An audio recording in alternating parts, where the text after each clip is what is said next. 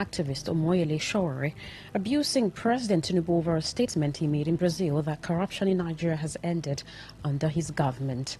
Showore's tweet in question had described President Tinubu as a criminal, stating that the president lied in his visit to Brazil that there is no more corruption under his administration.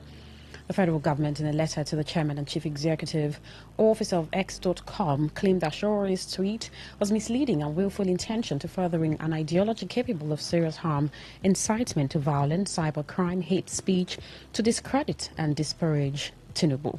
In a letter by the Director General of the Department of State Service, DSS, a 24-hour ultimatum was issued demanding for pulling down of the offending tweet, which he also claimed that he was capable of causing threats to national security, create tension, and ridicule Nigeria as a country in the Committee of Nations.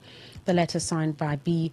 Bamigboye for Director General, DSS asserted that Showore's tweet, apart from causing serious embarrassment to the person of President Bola Tinubu, was capable of causing nationwide chaos. The letter, dated September 6, 2025, informed the X.com CEO that the tweet in question constitutes an offense under Section 51 of the Criminal Code Act, Cap 77, which prohibits publication of false information, Section 19, 22 and 24 of the Cybercrime Act 2025, which prohibits and makes it an offense to spread fake news or publishing content that is misleading or deceptive, posting content that is rude, vulgar, offensive with intent to humiliate others, provoke ethnic, religious and tribal hatred through online statement. Meanwhile, former Kaduna Senator Shehu Sani has explained the dilemma of regulating social media in Nigeria, warning that such regulation risks trampling free speech and shielding governments from accountability. Sani's statement made on X comes as the Department of State Services demands that X remove a controversial tweet by activist Omoyele Sowore. Sowore, in a post in August, shared a video of President Bola Tinubu during a Brazil trip and labeled him a criminal over alleged corruption claims. Consequently, DSS wrote a letter to X demanding that he delete Showore's and other related tweets. Shehu acknowledged that social media can be used for harassment and violence, but regulating it can be detrimental. Therefore, he argued that it must be handled carefully. He urged the need to strike a balance between regulating social media and preserving democratic accountability. Well, immediate past national chairman of the All Progressives Congress, Abdullahi Ganduje, has dismissed reports of defecting to the African Democratic Congress, ADC. Ganduje described the reports of him joining the ADC as fake news. On June 27, Ganduje resigned as the national chairman of the APC, citing health issues. Ganduje, a former governor of Kano State, became APC's national chairman on August 3, 2024, at an emergency meeting of the party's National Executive Committee. 2 months after he resigned as APC national chairman, there are reports that Ganduje and his followers plan to leave the APC to join the ADC.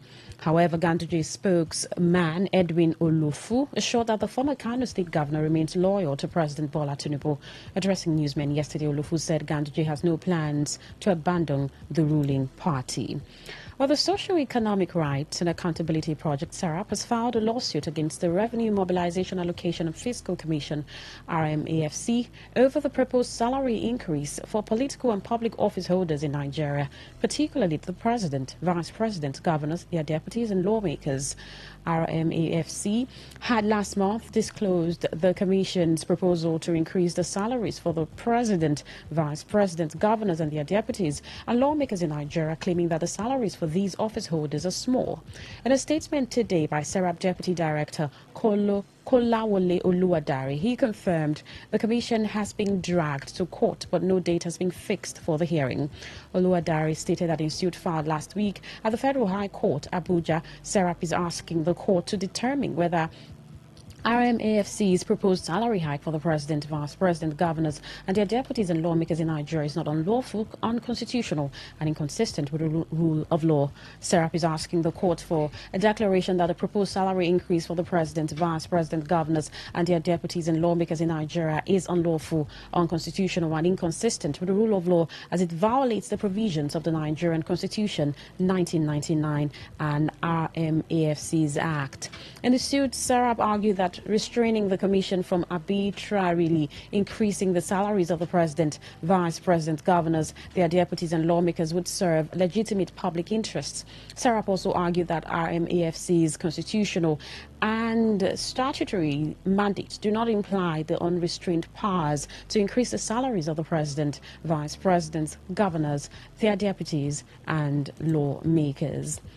The Nigeria Center for Disease Control and Prevention, NCDC, has issued an advisory following the outbreak of Ebola in the Democratic Republic of Congo.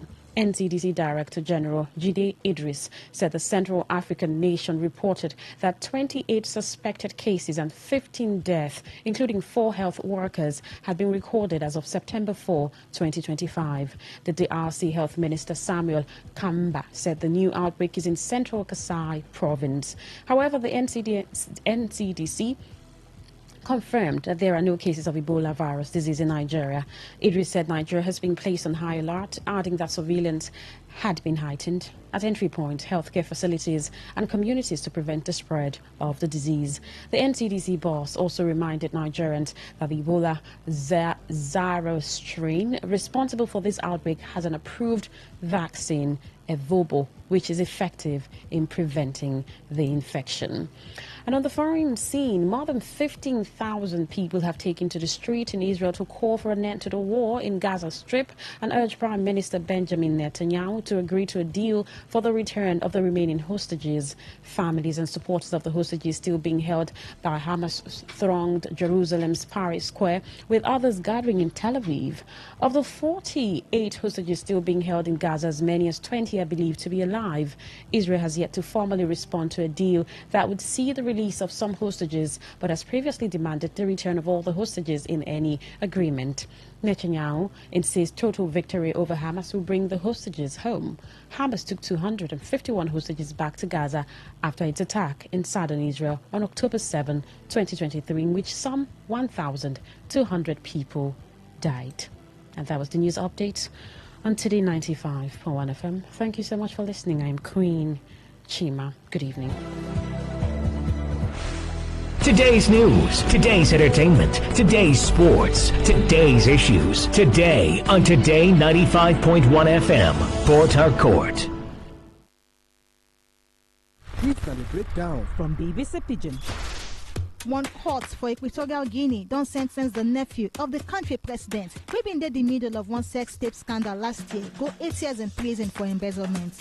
Them sentenced Baltazar Ebang Egonga, the former Oga of the National Financial Investigation Agency, after court find them guilty, say he divert public money for personal use. Bioko Provincial Tribunal been find Oga Egonga and 5 other senior government officials guilty of embezzling hundreds of thousands of dollars for the oil-rich Central African states. Apart from the jail term, the court will say Egonga go pay fine of $220,000. Margaret Egonga, with him alias Nabelo, sake of him good looks, been go viral for 2024 when videos of him sex tapes with different women leak. Most of them wives and relatives of people where they close to the center of power. Them arrest Egonga last year October on top accused of embezzlement. However, some people see him as attempts to destroy any hope where he gets of becoming the next president of Equatorial Guinea.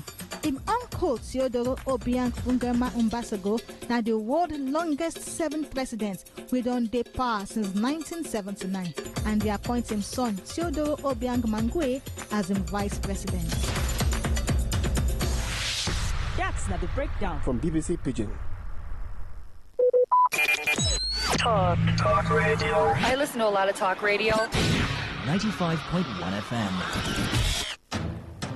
Welcome to the big stories, where we dive deep and let the truth flow. Every Sunday night from 6:05 to 7 p.m. From 6:05 to 7 p.m. on Today 95.1 FM Port Harcourt, we come alive. Is it not the issue of them being principled? You're taking me to somewhere that's not my strength. Do you think that our security agencies need to do more? Do you think they need to do better in cases like this? As they continue to remain silent, I think to me that speaks a lot. It seems like you people are doing your thing. Make me say do my thing.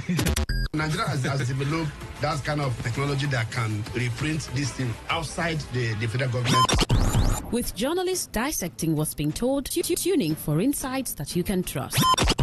Are we building monuments? I ask this question. I've been asking because I am a taxpayer university. So many government facilities, so many projects that were built and commissioned that are under lock and key, and it's terrible. So grab your seat and lend us your ear for great analysis. The big stories await. Don't be late. Every Sunday evening from 6:05 to 7 p.m.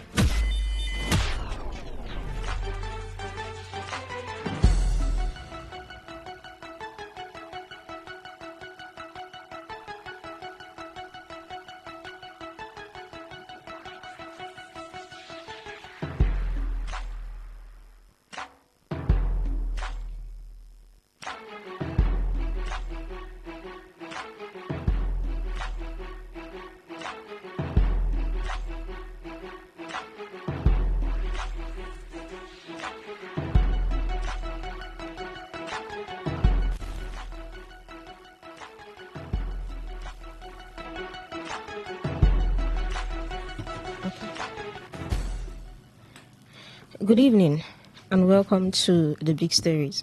The Big Stories is a program on your premium talk radio station, Today95.1 FM, where we discuss stories that made headline in the past 7 days. Well, we have quite a lot of stories today, and joining me on today's edition of The Big Stories is Priya Izogo.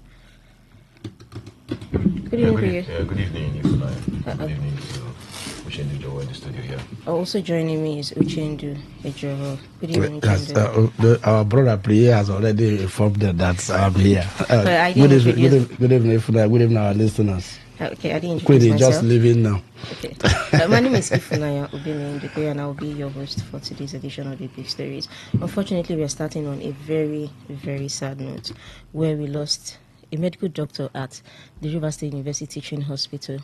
Today, FM gathered that the late Dr. Femi Rotifa, collapsed in the call room after working for over 72 hours as the doctor on duty. A medical doctor who resides in the United Kingdom, Dr. Stephen Inyechi, who is also a friend of Dr. Rotifa, confirmed to Today FM the incident. He also blamed a shortage of manpower at the facility and strict policy practiced by the management of the hospital. Dr. Inyechi, who also previously served at the hospital, noted the difficulties in accessing free medical investigation, wondering how a doctor who is now healthy will be able to render maximum and effective service delivery. It was quite a very terrible story. I remember you called me on Monday, right? It was on Monday, Uchendu. You called me on Monday. Yeah. And it was really painful. I mean, he said he worked 72 hours, but from my own knowledge, I know a doctor can not be put on duty. You can't have no knowledge from from your investigation. No, genuinely speaking, I know I've spoken to doctors. I don't think any doctor, will be put on duty for, straight up 72 hours. That's why we need, a further investigation. Some persons have suggested, I had conversations with some people. I also know some persons who work in some of the facilities, including the Annex Center, and they said you can't be put on duty, straight 72 hours. Definitely you have to go home and come back. I mean, you spoke with the doctor in the United Kingdom and he gave you more insights. Probably some of the things we were unable to capture in our news. Maybe you give us more update on some of the things he revealed. What you just pointed out, I feel that a state that have less manpower could subject their workers to that number of time. So if anybody is telling you that it is not possible in some states, especially River State that have lacked employment for some years now. The Similarly administration employed 2,000 workers. That was last year. And 2,000 in the health. 2,000, not just doctors. They have doctors. They have also those who assist in the health facility. I think clerical. They call them clerical staff, right? Secretaries and all of that. They had doctors employed. They had nurses, med lab scientists, dentists, optometrists, pharmacists, and all other people. About 2,000 at 1,000 at River State University Teaching Hospital and the other 1,000 at the River State Hospital Management Board. That I can confirm. I'm not just saying because I'm trying to hold before the state government, but I'm just saying this employment was actually carried out. All right. Yes, the doctor I spoke with actually is a friend to the late doctor. I mean, a close friend. They have a lot of things in common from the way he sounded. He said he spoke 2 days after the incident happened, and then immediately the thing happened. One of their best friend also was contacted, who went in immediately and now discovered that this guy was actually on treatment. He was placed on treatment inside the call room and then left alone. Before the friend that faced that drip or whatever came back, they found him dead. So, which means there was an email that was that he was even battling with also. So that we cannot. I think because of the alarm that a lot of persons raised, I heard autopsy was conducted, but then if autopsy was conducted, why the rush in burying the young man?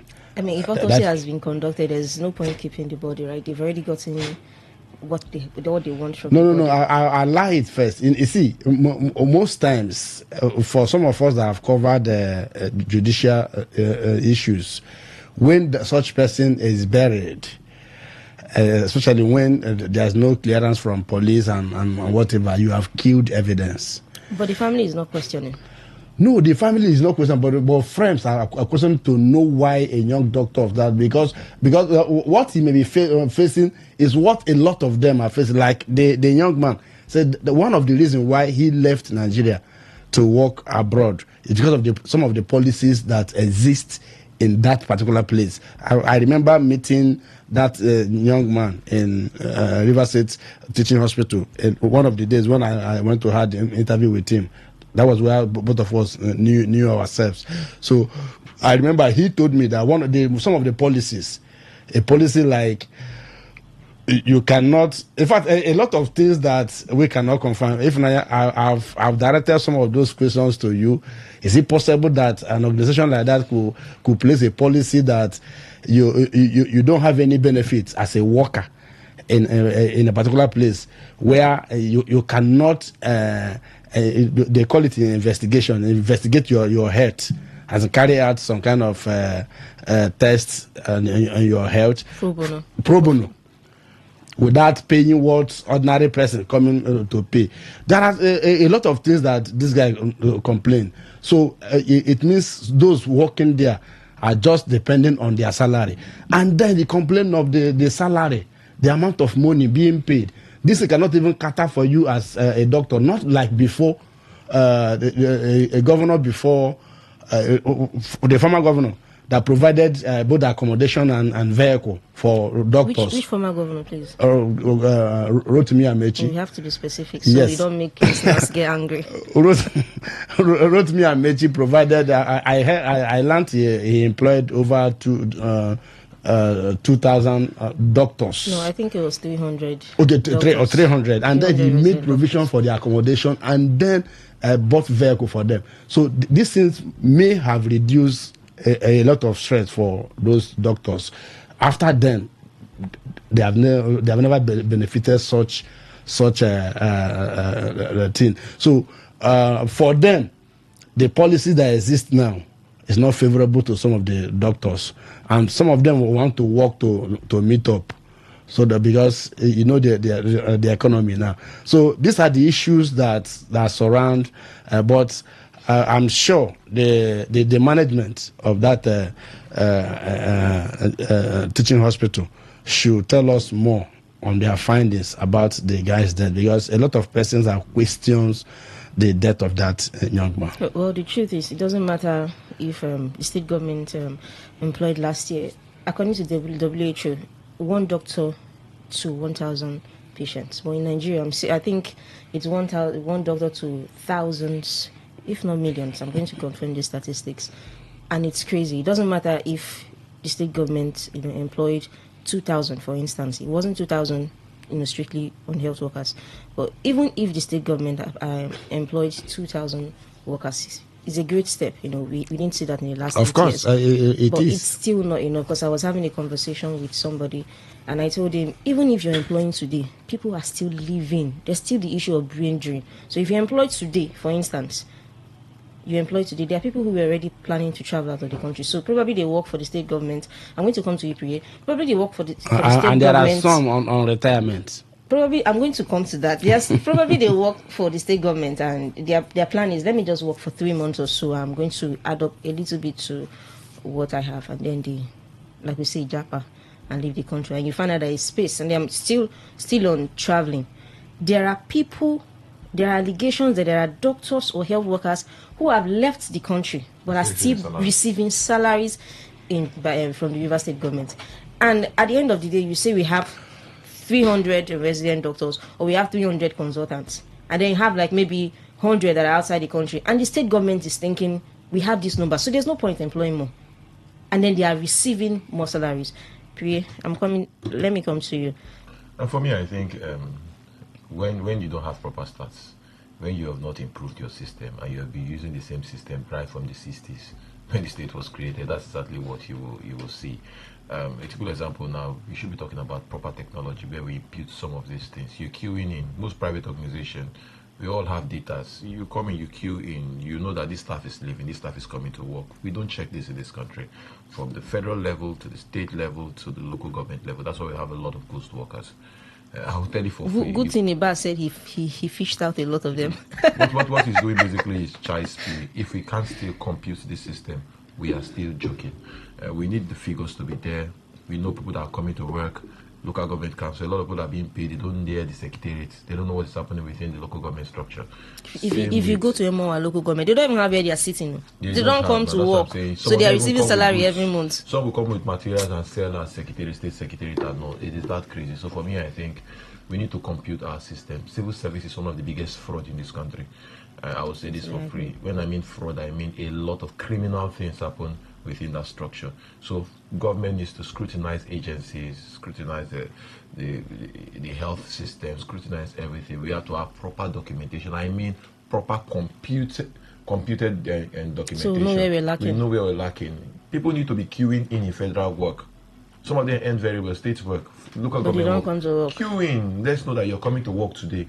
Not when you're just maybe a few days to salary, you come and they verify you as secretariat and you collect your salary. When I was even growing up, I know a lot of people, when they created Bayelsa State, they live in Port Harcourt, they only go 2 days to salary day, and they clear them and they collect salary.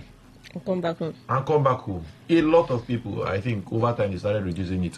But if we impute technology in these things, it will happen effortless. It's just like before, when you can go to an organization and you steal something. Now we have CCTV camera everywhere. It's difficult for you to go somewhere and steal. That's exactly what government needs to do. Put in mechanism everywhere. How can a doctor travel for 6-7 years and they're still paying him salary? It's crazy. It's madness. So for me, I think we need to do that. Then, if you don't pay well, people will leave. People will definitely That's leave. why we are talking about federal government improving on the economy. We're talking about for us to have the naira to have value. That's exactly what we're saying. You can't be having a dollar to 1,500, 1,600 naira, and the economy is that bad, and you're paying somebody 300,000, 200,000. I expect the person to stay in this country when he has better opportunity outside the country.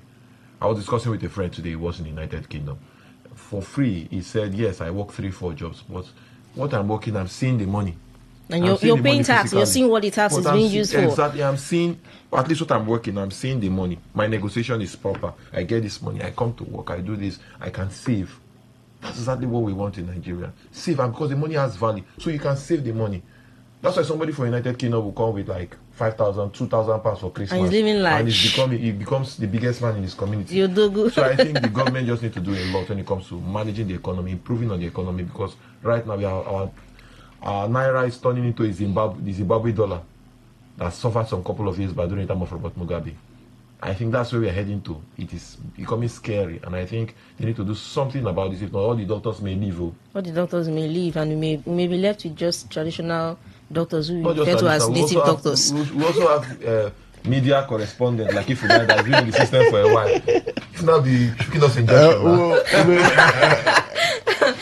Prescribing the drugs for us. No, the River State government will come and pick me for quackery. But the truth is, I've always emphasized the fact that I don't I can't get the best of a doctor, if a health worker, if that person is tired.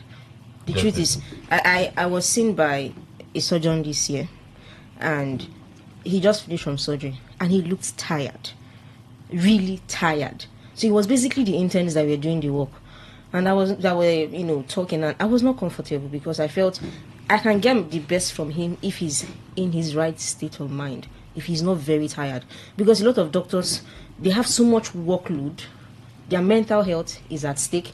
They're working here, they're working there, so that they can meet up, and a lot of people feel because they are doctors, because they are health workers, they are very rich, but that's really not the case. But I hope, the River State University Teaching Hospital is going to brief the media on this issue, and I hope the River State government will employ more, because we're not saying the government hasn't done anything. We commend the River State government for, the previous employment, but we are hoping that when the governor comes in, he's going to carry out more employment, because it's not just the health sector that is lacking. Every sector. Let's move to our next story so we don't take much time. Well, we talked about civil service and the craziness and the chaos.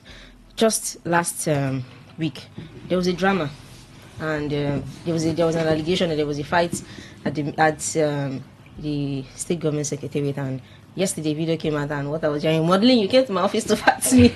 Unfortunately, I don't have time to play that video. I would have played the audio here.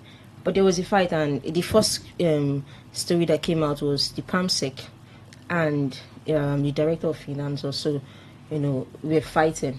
I think they said it's related to finance. The state government, so the ministry is yet to bring out an official statement for that show. Shemuchende, I'm coming to you. I mean, I don't know if you saw the video yesterday. Yes, I did. I mean, what do you think is going on? I mean, it feels like Governor Fubara has so much. I mean, it feels like it's coming to start from the scratch, because a lot of things has, But my concern about that video is, the sole administrator, like we were informed that he was coming to make peace in all ramification. But it's unfortunate that all this is even happening in his administration. So it means they are going to keep a lot of job for the governor if he eventually returns. If he definitely come back to office, that is, remember the president said the initial 6 months. What else is remaining to keep our governor at home? No, we don't know. We don't know. But I know that the statement was the initial 6 months. Who knows whether the fight of the PAMSEC and the director of finance will bring another, but we are not praying so. And I'm sure Rivers people are not praying so. But it is unfortunate that with the level of their understanding and maturity, as the case, we saw the video. They are not like children, like we refer back to. So for such thing to have happened in a ministry like that, one will begin to wonder what may have caused this. Are they dragging position? Is there any misappropriation within the office and all that? So when such thing happen, they don't have to keep it. Let them carry out investigation. I would have loved the owner of the office to be the one to carry up the case, because someone cannot just come, even if it's your head, come to your own office and then engage you in a fight. Whatever that may have resulted to it is something that needs to be investigated. Either you push it upper, if it is your head, move to one who is superior than all of you, so that it can be sorted out, because it's a show of shame, actually. It's indeed a show of shame. I hope the state government will release a statement, regarding that situation. I had to pay attention to that video because I needed to see something that indicates River State government. Then I saw a file on the table, River State government. Well, let's go to our next story, Prayer. On Monday, the RISEC handed over certificate of return to the 23 local government chairmen and the councillors of all the LGAs. And he said, it's time for them to basically work for the people. But a few days ago, some videos were trending. And one of the two videos that caught my attention was one local government chairman that said, if you have MSc and PhD, you don't have a place in his government, please. I don't understand. Where exactly are we heading to? I think that particular local government chairman, I saw a lot of silly videos just less than 24 hours he became local government chairman. I think it should be from a local government area, if I can identify that image. It's quite silly. There was one particular video was telling police officers attached to him to arrest somebody. Arrest this, arrest that. Come on, we're in a civil society. We are not in. The local government chairman. You think it's easy to be local government chairman? We are not in World War II, where we throw away constitution, we throw away laws, and everything is just done as if we are in the cave era or the medieval era, where sometimes you take laws into your hands and you think you're an emperor, so you can do the way you like. And I think that's the mentality they need to change when it comes to Rivers politics. It's not an emperor servant. It's too much structure. money. It's too much money. Don't you think? A local government chairman in Osun State is not this powerful. But we need to change that mentality, even down to even the office of the governor. No, over time we have turned people into demigods, and if you use that kind of system, it doesn't paint well of our democracy. And then him talking about employing PhD. PhD people, are they not part of the local government? Are they not paying some little tax from local government council in that? Are they not part of Iche? People like to work with people within their rank. But are they not parts of Iche? That's a big question. The local government chairman of Obiakpo local government area and Gitwolu, is he not a PhD holder? We still have other local government chairman. He's going to work people in his class. No, I'm just giving a typical example. We have people within his colleague, like I'm talking about his colleagues. We have PhD holders there. PhD just means that you decided to go and read more and expand your knowledge. And you need those kind of people to improve Iche. How do you want Iche to be in the next 10 years? And that one is even small. I think there's another video from, I think, Abua, who said, he asked him, what's your plan, and he said he's to ensure the renewed hope agenda and ensure that President Tinubu comes back in 2027. I mean, we're asking him his plans for he's an APC member, so you can fair to plans say, for his people. If plans for people, an APC member, any drama he wants to talk about his political party, that's his business. But when you look at some of the statements from politicians and indicating reducing some persons, pushing some persons behind and all, I think it's totally not fair. You can't say you will not employ PhD holders if they are due for positions, they are due for appointment. I think that's quite silly. I think it needs to even make public apologies to intelligent people in Iche, that particular PhD holders and master degree holders. You have to apologize to them. For me, then I also saw a funny video from the Abua, the signature cap of the president. Then that pictures were quite funny. And my mom actually is from Abua, so I'm the one first to try to call her. And what's happening to your councillors now? Which kind of cap is this now? It was very and some of their facial expressions. And they look old. They are old councillors. And so I was like, what's going on? Like, these guys are, to even the lady, I say a lady there, very funny videos. Like, the videos were quite, I saw the pictures and videos were quite funny and hilarious. To the leader of the Legislative Assembly, man, it was comical, man. I think we need to give them something. We need to give them a plaque because they actually made our week. I love the images, quite funny caps, big oversized caps, and it was quite funny. And their facial expression was it for me. I would say that. But it's quite unfortunate that a chairman, his first response to your question, what will you do to your people? What will you do for your people? And you are telling them, I will make sure that you renew hope agenda as Mr. President comes back. That's your first question. That can come as a follow-up to your.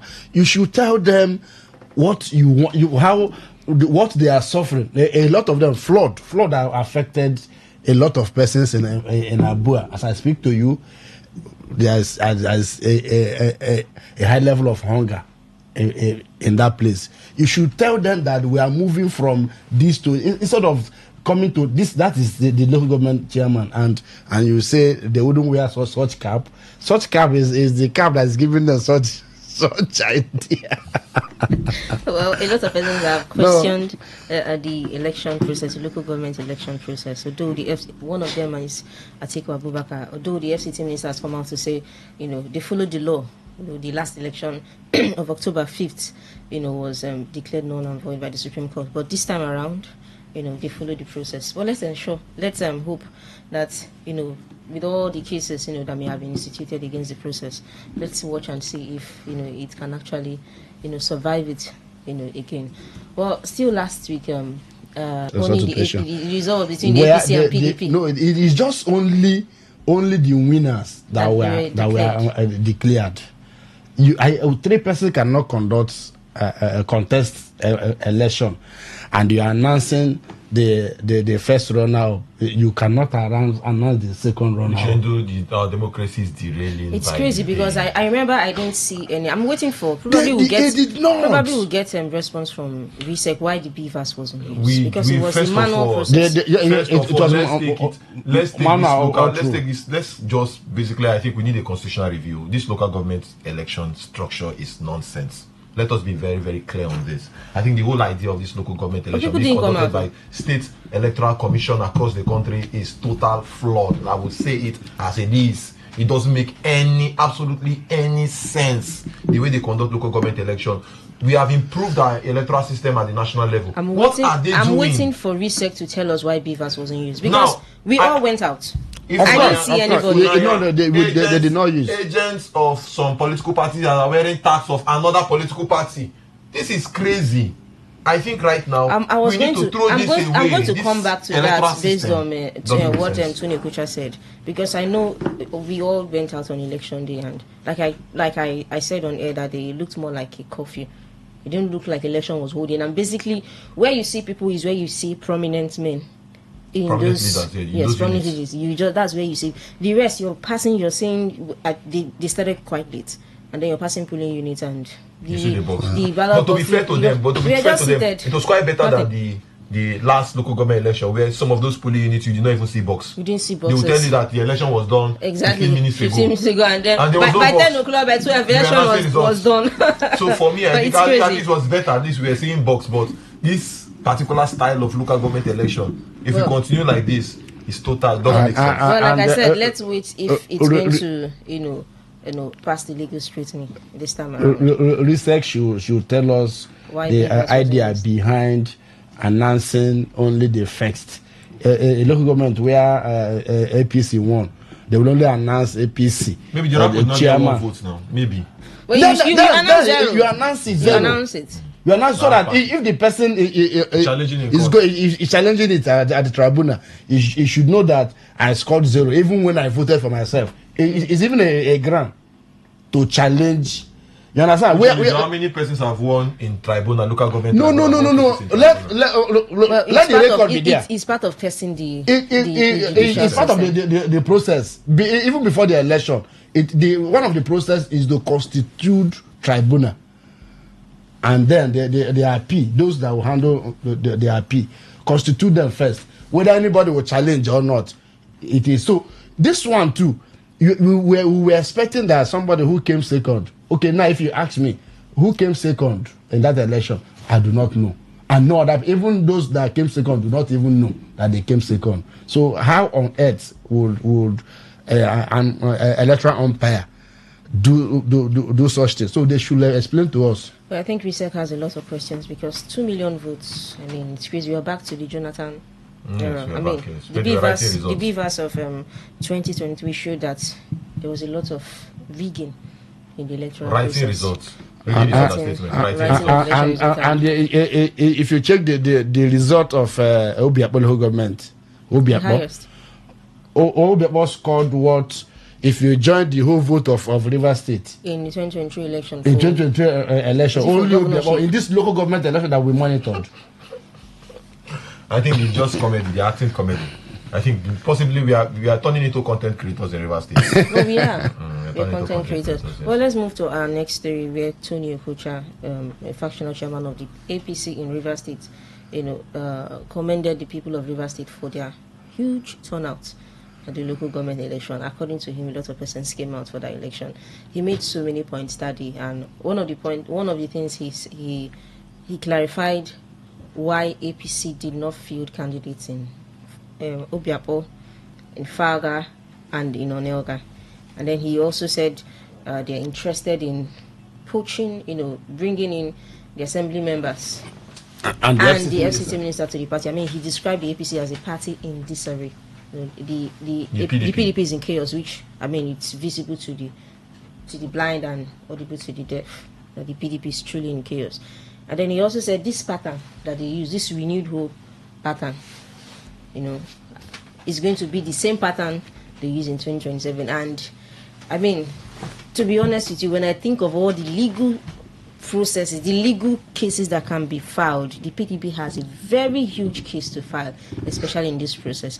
Because if you want to use this pattern, the PDP didn't field candidates for 20. Did they field candidates in 20 local governments? They did not now. They didn't field candidates. APC 2 didn't feel in national in tandem government. with what they are doing here. So a lot of crazy things. But Okocha, one of the points I want us to talk about is him saying this pattern that they followed in this local government election, the renewed hope family, where you have the APC, they're going to have a repeat of the same thing in 2027. Do you think that's going to work? If it will not work. It will not work because anyway, I don't know how it's going to work for PDP. Like I know PDP is divided. The FCT minister have their own, but I know the national chairman is not on their side. National chairman is in the middle. You can't say this is where he is. It's just like the FCT minister. You can't say he's in APC or in PDP. That's basically how. So why you cannot use what the local government, the style they use in local government chairman to do? You cannot say because like he said why they did not feel candidate because they know they will not win. You cannot say that PDP that exists in Rivers State, that somebody has been warming up to come out as governor, that because they know that they will not win in Rivers State, the person shouldn't contest election, and then other states too. It's only where they are sure of winning that you are not even sure that you will win, that you will fill in candidates. They can't do that. If you do that in Rivers State here, then that party should be considered as a dead party. So I don't think any renewed hope. If you go to PDP, there are people that are not in that renewed hope that are PDP members here in Rivers State. There are also people in APC. They are not members of that are not members of renewed hope. So we have two factions of PDAPC in Rivers State. Yes. So when it comes, that's where the not this one that RISEC actually did not recognize the faction that the law recognized, like we know. Because we are speaking from what we see and what we have been reporting from when Justice Sika Aprioku gave judgment in favor of Emeka Beke. We have not heard anywhere. We have not heard any higher court that vacated that judgment or set aside that judgment. So we know that the law now recognizes Emeka Beke, and then RISEC on their own did not recognize that this is. So I'm not sure that INEC will do that. That is where the Renew Hope agenda can work. It's crazy because you just talked about Emeka Beke. I mean, you are giving us more. We still have the Aaron Chukwuemeka and the Namewo. With the courts, yes, there's a court case that took out Aaron Chukwuemeka. I was having a conversation with someone. So this local government election, there's so much space, there's so much lacuna. For me, I just think they're just how will I put it? The state of emergency was not properly planned. It was clear. And the way it was being arranged and the order from the president, the short time, I think they were just trying to see if they can put their head together and try to come up with something. Because if you look at the president even trying to amend the gazettes, you'll know that basically it wasn't planned properly. But the president wants to see how he can use, in quotes, what he said, political solution. But this is more political solution, conduct local government election, finish House of Assembly building, do this, do that. That's more of like the benchmark for democracy to come back in Rivers State. I think this will actually spell doom for the president in the future when it comes to politics. This is a very bad history. When I mean a terrible history for the president. You're going far. 2027 is going to be. It's going to work against him in 2027. I think. It's beyond even 2027. This is about legacy. This is about posterity. It's about what people talk about. Where people reference years to come. We have seen leaders in the past from other countries, including Nigeria, that made terrible decisions, and even when they do good, people always reference to what they feel is. Like we have 36 states, but the decision of Rivers State is actually dragging the president into somewhere naturally his followers and even himself would not like to join. From when they started the 8-point agenda down to the state of emergency, a lot of things that have played out in Rivers State that are very it obviously actually questioned our constitution. One, question the our president, democracy. The president who says he's a Democrat. Question the president that have been. I never heard any time President Bola Ahmed Tinubu was part of the military. He did not have that background. He's a businessman and a former senator, and then the governor of Lagos State. He had no military background and all. But now he's pushing him.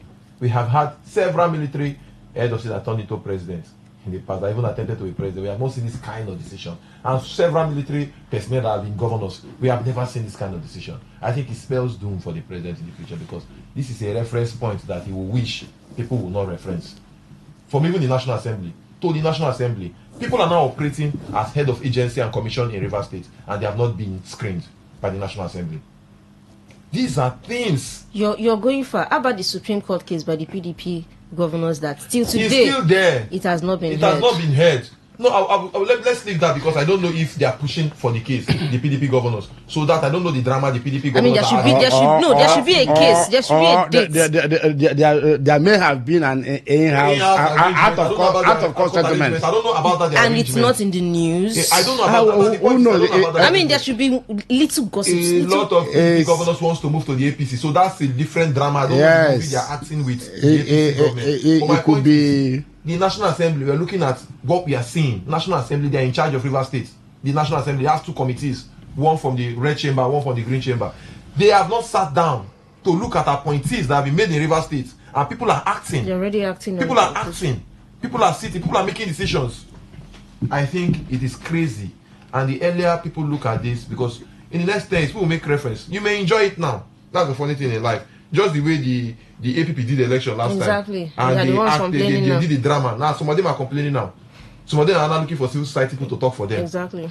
It will it flips basically. So I think the president needs to go back again, do a rethink, because the drama in Rivers State is something people will reference for years and years to come. Okay, let's go to our next story now. We don't have much time. Uchendu, there was an attack, an alleged attack on ADC members in, I think, Ilili. Igruta. Is it Igruta people that went to Ilili or? No. It was like Ikwere local government something. That some persons were coming from Ilili, coming from different communities in Ikwere local government, but the venue was slated for Igruta. Okay, so a lot of questions are being asked, and people are saying, where are we heading to? I mean, are we going to continue in this violence, pattern? Politics in Rivers State, a lot of persons has made this place. Just give a reference to the sanitation that they just concluded. You understand that in Lagos State there was a court order, and the governor court judgment in Lagos State. And as I speak to you, that governor is obeying that court judgment. Sanitation will go on, but they do not restrict people. They still find a way of making people participate in that. But in Rivers State, we have a judgment that was delivered in 2021 by a federal high court presided over by James Omotosho. And somebody is telling you that they will give cover to that particular person or group of persons that went to the court. They will not worry them. Then the other people that didn't go to court, the whole thing will affect them. In Rivers State is a place that they know that violence thrive. So that is just a party that is coming. If you listen to those voices, you will hear where the women were, especially the women were complaining that those people said, the chairman said, I'm sure they are just claiming, it may not be chairman, said there shouldn't be anything ADC in this place. And I begin to wonder, a party in a democratic setting, that people should have freedom of association and all that, because you are in power, no other person should gather. I will not be surprised. It is still in this state that no other party did campaign. in election, but the ruling party here did, and it ended like that. Nobody went against it. They did election, even when the other people didn't. You saw how the election went. In the end, they declared somebody a winner, and the person is ruling. But there is this adage that how you buy the goat, and so they carry sell the goat. That's what we are saying. I think today, why I don't pity politicians. Some of them, even they have done similar things in the past. That's how politics is in Nigeria. You may sweet you today, tomorrow you'll be the person crying. We all know how the former governor of Rivers State, Yeson Wike, was crying in 2015, moving, protesting. Women were coming out to protest immediately after the election, when they were doing the rerun upon rerun. He was crying and complaining. Then everybody will say, oh, they are oppressing him. But today, now people are alleging oppression. That is the one oppressing them. That's how Nigerian politics are. Now, today, now Malami is being oppressed. No, Malami, the former Attorney General of Nigeria. It's funny whenever he comes out to make statements. Malami, now, somebody now like Brutai, the chief of defense, giving us security advice that he could not provide when he was in power. You just know that something is fundamentally wrong with the system. I think it's a systemic issue. We just need to correct this system. If not, this our democracy is crazy. We need a lot of electoral reform. I mean, massive electoral reform. If it's possible for us to change the majority of the things, we need to change it now. What we need is constitutional reform. We don't need constitutional review. I think we need to rewrite the Nigerian constitution. Because when you start reviewing the writing everything. But let's for us to rewrite, let's first of all look at people that will vote in, that will rewrite the constitution. That's what I'm talking about, the electoral reform first. If you get the electoral reform right, we'll choose the right people that will come and look at our constitution. Because if you want to talk about overhauling the constitution, you take a lot of time, take a lot of input. But if we look at just the electoral act and we get the right people there, then we can actually push. What makes you think you get the right people? We can get the right people if we have a lot of times. What I mean by electoral reform now, if you know that the people's power actually put you there, then you know that you have to do the right thing. But if you know that you have to meet somebody in his house for you to discuss how political structure is within your environment, for you to be a local government chairman, for you to be a governor, for you to be a president, then you don't hold anything again. You don't hold anything for the people. At the end of the day, I still believe the party primaries, the party members are the ones that will give us good or horrible candidate. Because at the end of the day, when we say Nigerians vote wrong, you can give us a bunch of. That's why I'm talking about electoral reform. Imagine we have independent candidates. That's quite good, because we have seen people move to a political party, and because of their popularity, the political party can even win election. It happened in Anambra State with Young People's Party and Ifeanyi Uba.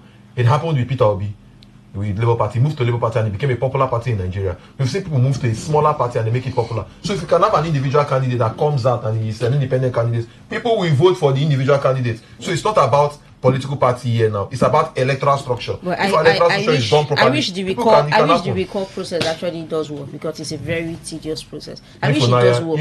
If your vote counts and the person knows that in the next 4 years he'll be disciplined, people will respect themselves. Let's hope. All this will work when we begin to allow the right persons to participate. To even be the electoral umpire. Like chairman. Reform. Yes. Chairman shouldn't be appointed. Chairman solely appointed by the chairman, by the president. It will not work. If I'm appointed somewhere tomorrow, I know where I'm going to place you from your own life. I know where I will put you. That you handle that particular place for me. You understand? And you want to protect my own interests. Not be everybody be angel for you to say you put the whole hope in the president for you to appoint a good person. Everybody will appoint people that will favor them. Yes. No, definitely. Let's go to our last story. I think we are seeing possible, further crisis in the PDP. Last week, the FCT minister came out and said he doubts the convention in Oyo State is going to hold. And then a day after that, or that night, there was a meeting held by some leaders within the party, who are loyal to the FCT minister, and they gave them 6 points agenda. I don't remember the details, but they gave them 6 points that if these things are not, adhered to by the PDP, I think they said they will be heading to the court. Yeah. a lot of persons have said the PDP is in comatose, the PDP is in disarray, the PDP is a mess. Do you think the PDP can survive before 2027 Uchendu? Well, if for me, if they mean business from the National Working Committee, they can begin to do the right thing now. They should follow their constitution. A lot of persons that are playing an anti-party, let them take a drastic measure on them. By the time you begin to put them where they belong, using your constitution, where would they have the mouth to even go to court? What is the position of those who are given a 6-point agenda in the National Working Committee of the party? Let the party invoke the constitution of the party and deal with those persons. But they said for you to be disciplined by the party, you have to start from the ward. I mean, if your ward is the National Working Committee, they have an exclusive power. Oh, really? Yes. From the national, deal with you direct, not from the local. It is when your state want to suspend you, you start from the ward. But the national have the power to invoke their constitution. You're under investigation, we suspend you. There's a disciplinary committee. Disciplinary committee from the party from doesn't the function. national. I mean, PDP has not shown that it has all these. Infonaya, first of all, the people that are actually saying they want to even do convention in Oyo State, most of them are still allies of the people that are saying giving the 6-point agenda. See, this thing they are doing in PDP is drama. They're acting Game of Thrones or series. Exactly, Game of Thrones. Except you've not been following Nigerian politics. What they're acting now is drama. They just want to try as much as possible to weaken the power. It's more what we call strategic politics. They may play the drama. At the end of the day, close to the election, the Supreme Court may decide to scrap the PDP convention that was held. But the funny thing is, I think at the end of the day, if the PDP does that, or if the PDP falls into that state, it favors the ADC. If the ADC is able to come together, because a lot of persons who want to vote for the people will be angry and say, "Oh, we are not going for the APC. Let's just take an alternative." It depends on the time that it happens. See, this is politics. We've seen people step down the eve of the election. We've seen a lot of drama. So it is politics. What's playing out now is politics. All what they are doing is they're acting movie. From the PDP Governors Forum chairman Bala Mohammed is acting his own script, to Sheyi Makinde is doing his own drama, to even the governor of Osun State that is endorsing the president in his own state. They are even acting their drama. To Damago already is supposed to be part of Hollywood, basically, or Nollywood. So he's acting his own drama. So what PDP is doing, they are not a serious party, basically. PDP is not a serious party, so nobody should take them serious. If they are serious, they'll put their house in order. They will checkmate the activities of their members. Somebody that is part of the National Working Committee was among the people giving that 6 points drama. I'm talking about Sam Aya, the National Secretary. So what are we saying now? They are just acting film. Well, unfortunately, that will be our last story for today's edition of the Big Stories. We had so many stories to take, but we had such a limited time. Well, I did the program today with Priye Izogo and Uchendu Joa. My name is Ifunaya Obemi Ndukwe. Thank you for listening. Queen Chima will be taking over.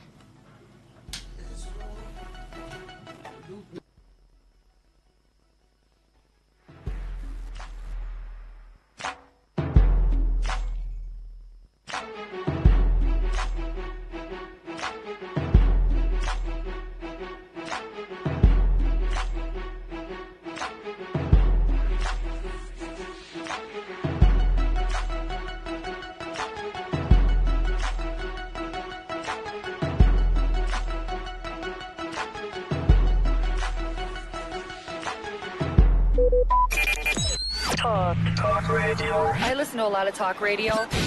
95.1 FM.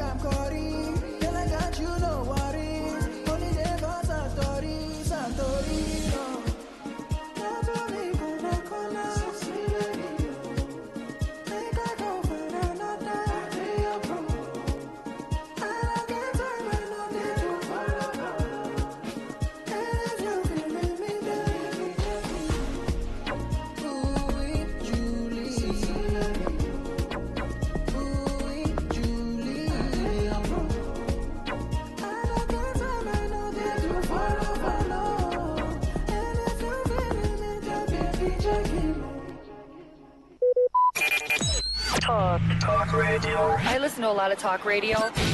95.1 FM.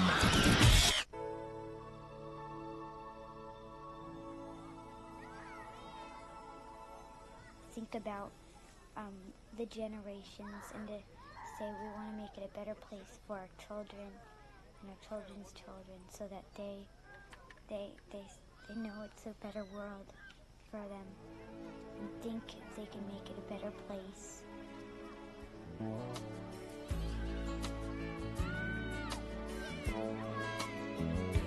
There's a place in your heart, and I know that it is love. And this place is much brighter than tomorrow.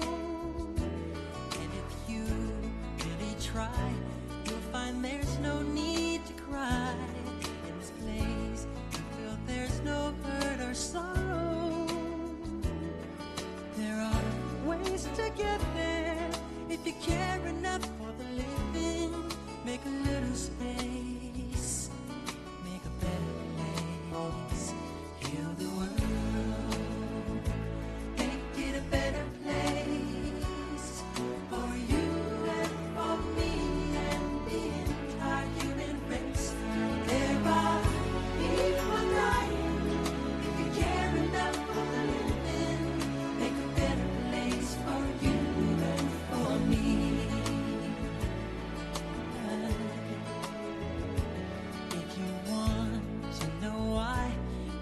Love that cannot lie. Love is strong, it only cares for joyful giving. If we try, we shall see. In this bliss we cannot feel. There are dreams, we stop existing and start living.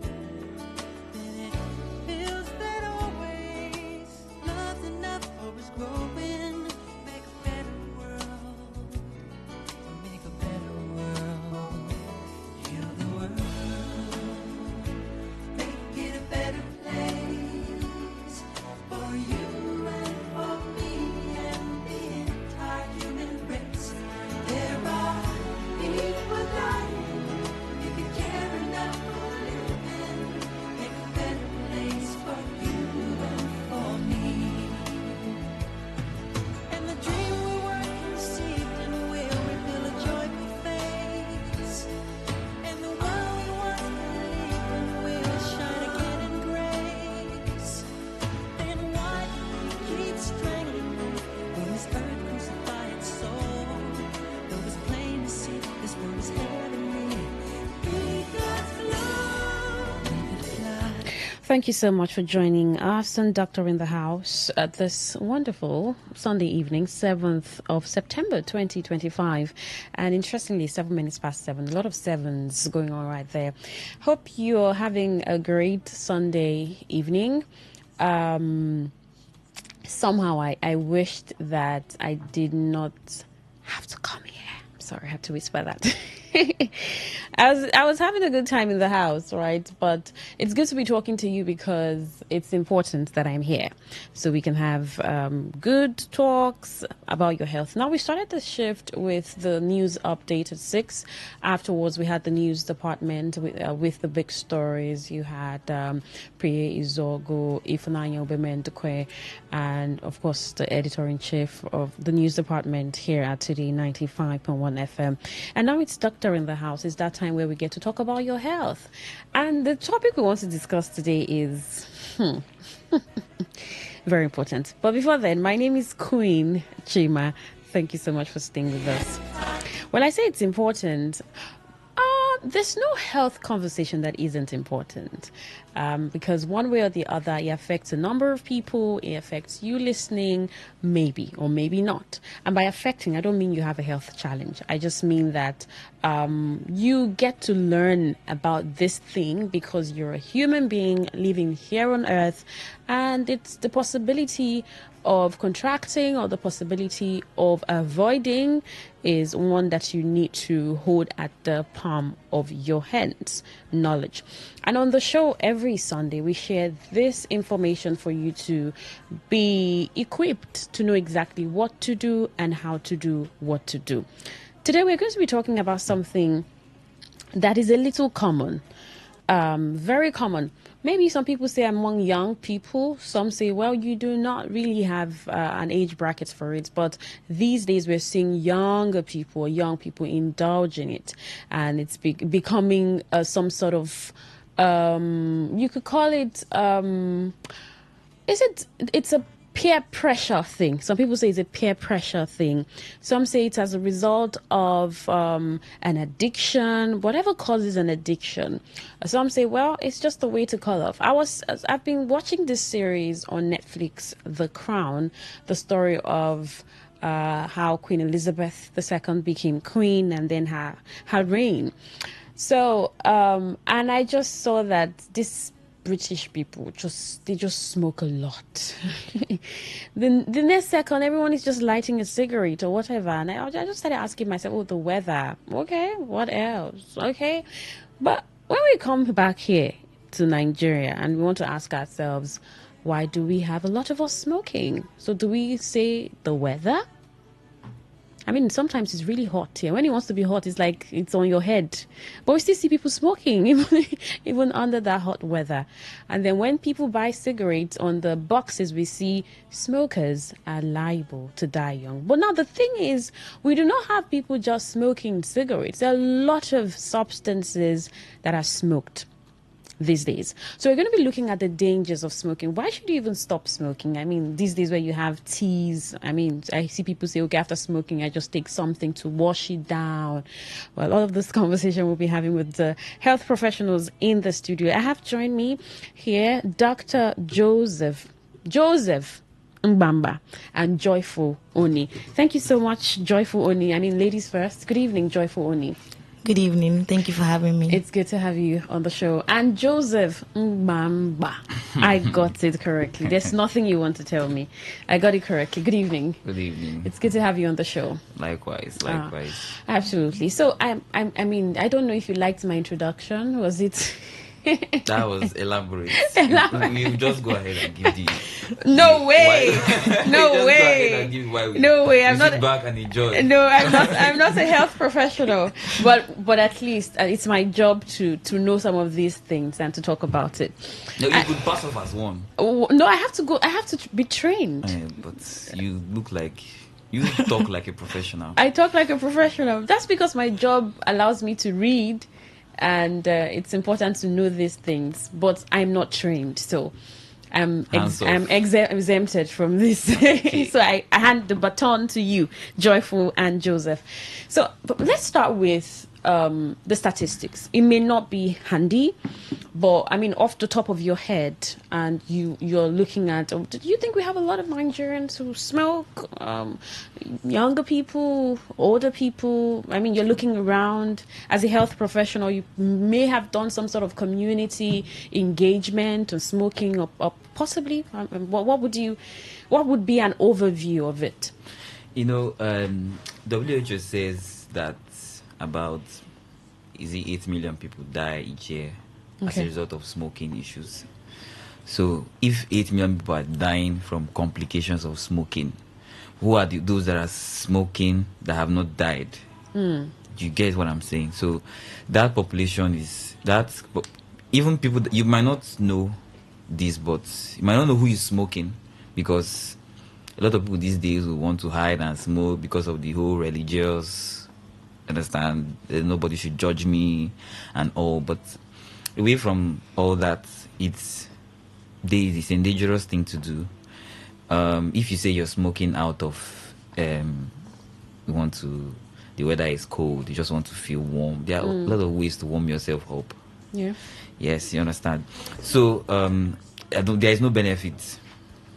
There's no benefit. And like you said, a lot of young people are smoking, and not even when you mean young, we need to even classify this young. When you say young, you might be thinking 20s, 30s. Teenagers are smoking now. a lot of teenagers are smoking. Well, that's a call for concern. Yes. Joyful Oni, you want to add to that statistics? Yeah, what I would just like to add is basically apart from the age factor, some persons they say that okay, vaping is better than using cigarettes, so they like have other options at which they smoke, but basically they are both like harmful. What did you call it? Vaping. By vaping you mean like they call it shisha. Let me just say shisha. Okay, That's okay. what some persons call it.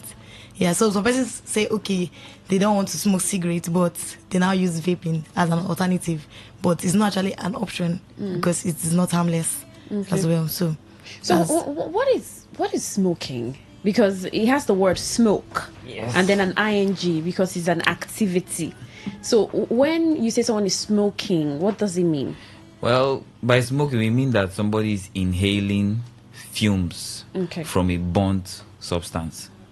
Yeah. Okay. Fumes from a burnt substance. Yeah. And is that dangerous? It's dangerous.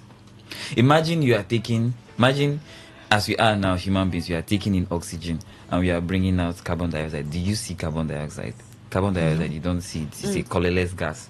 Then the one you are seeing, you are now taking it into yourself. Smoke. Do you know what is contained in smoke? A lot of impurities contained in that fume you're seeing. That is why you can even see it in the first place. So it's dangerous, point blank. There is no packaging it. Because some people say these days.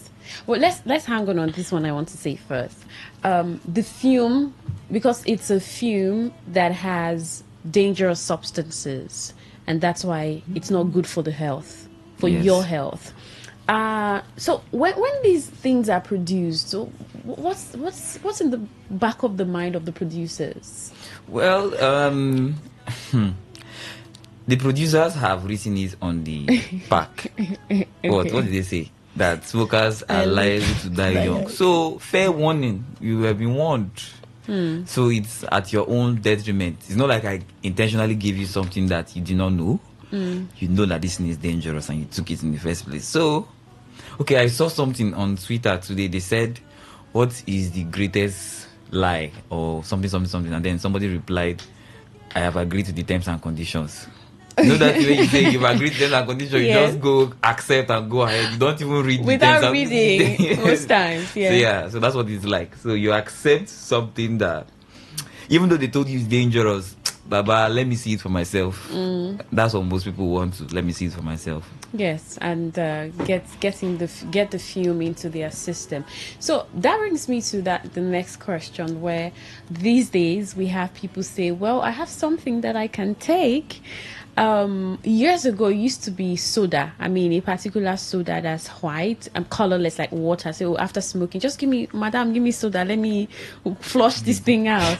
But now we have people say we have teas, green teas, we have this and that after smoking I just take it and then it keeps me safe. Do you know about it? I don't know anything about that, but I will always vie for prevention. Okay. There is no such thing as watering it down or wash it down. Okay. It's in the body. It's in the body. No, nothing like washing anything down. Whoever is telling you that is probably deceiving you. That you take something this dangerous, and you now take whatever to wash it. Where are you washing it to? How did if you say you're washing it, where is it going to? It's cleansing the system. Where is it coming out from? Is it coming out from your mouth? Is it coming out from maybe your urine? You're going to urinate it now.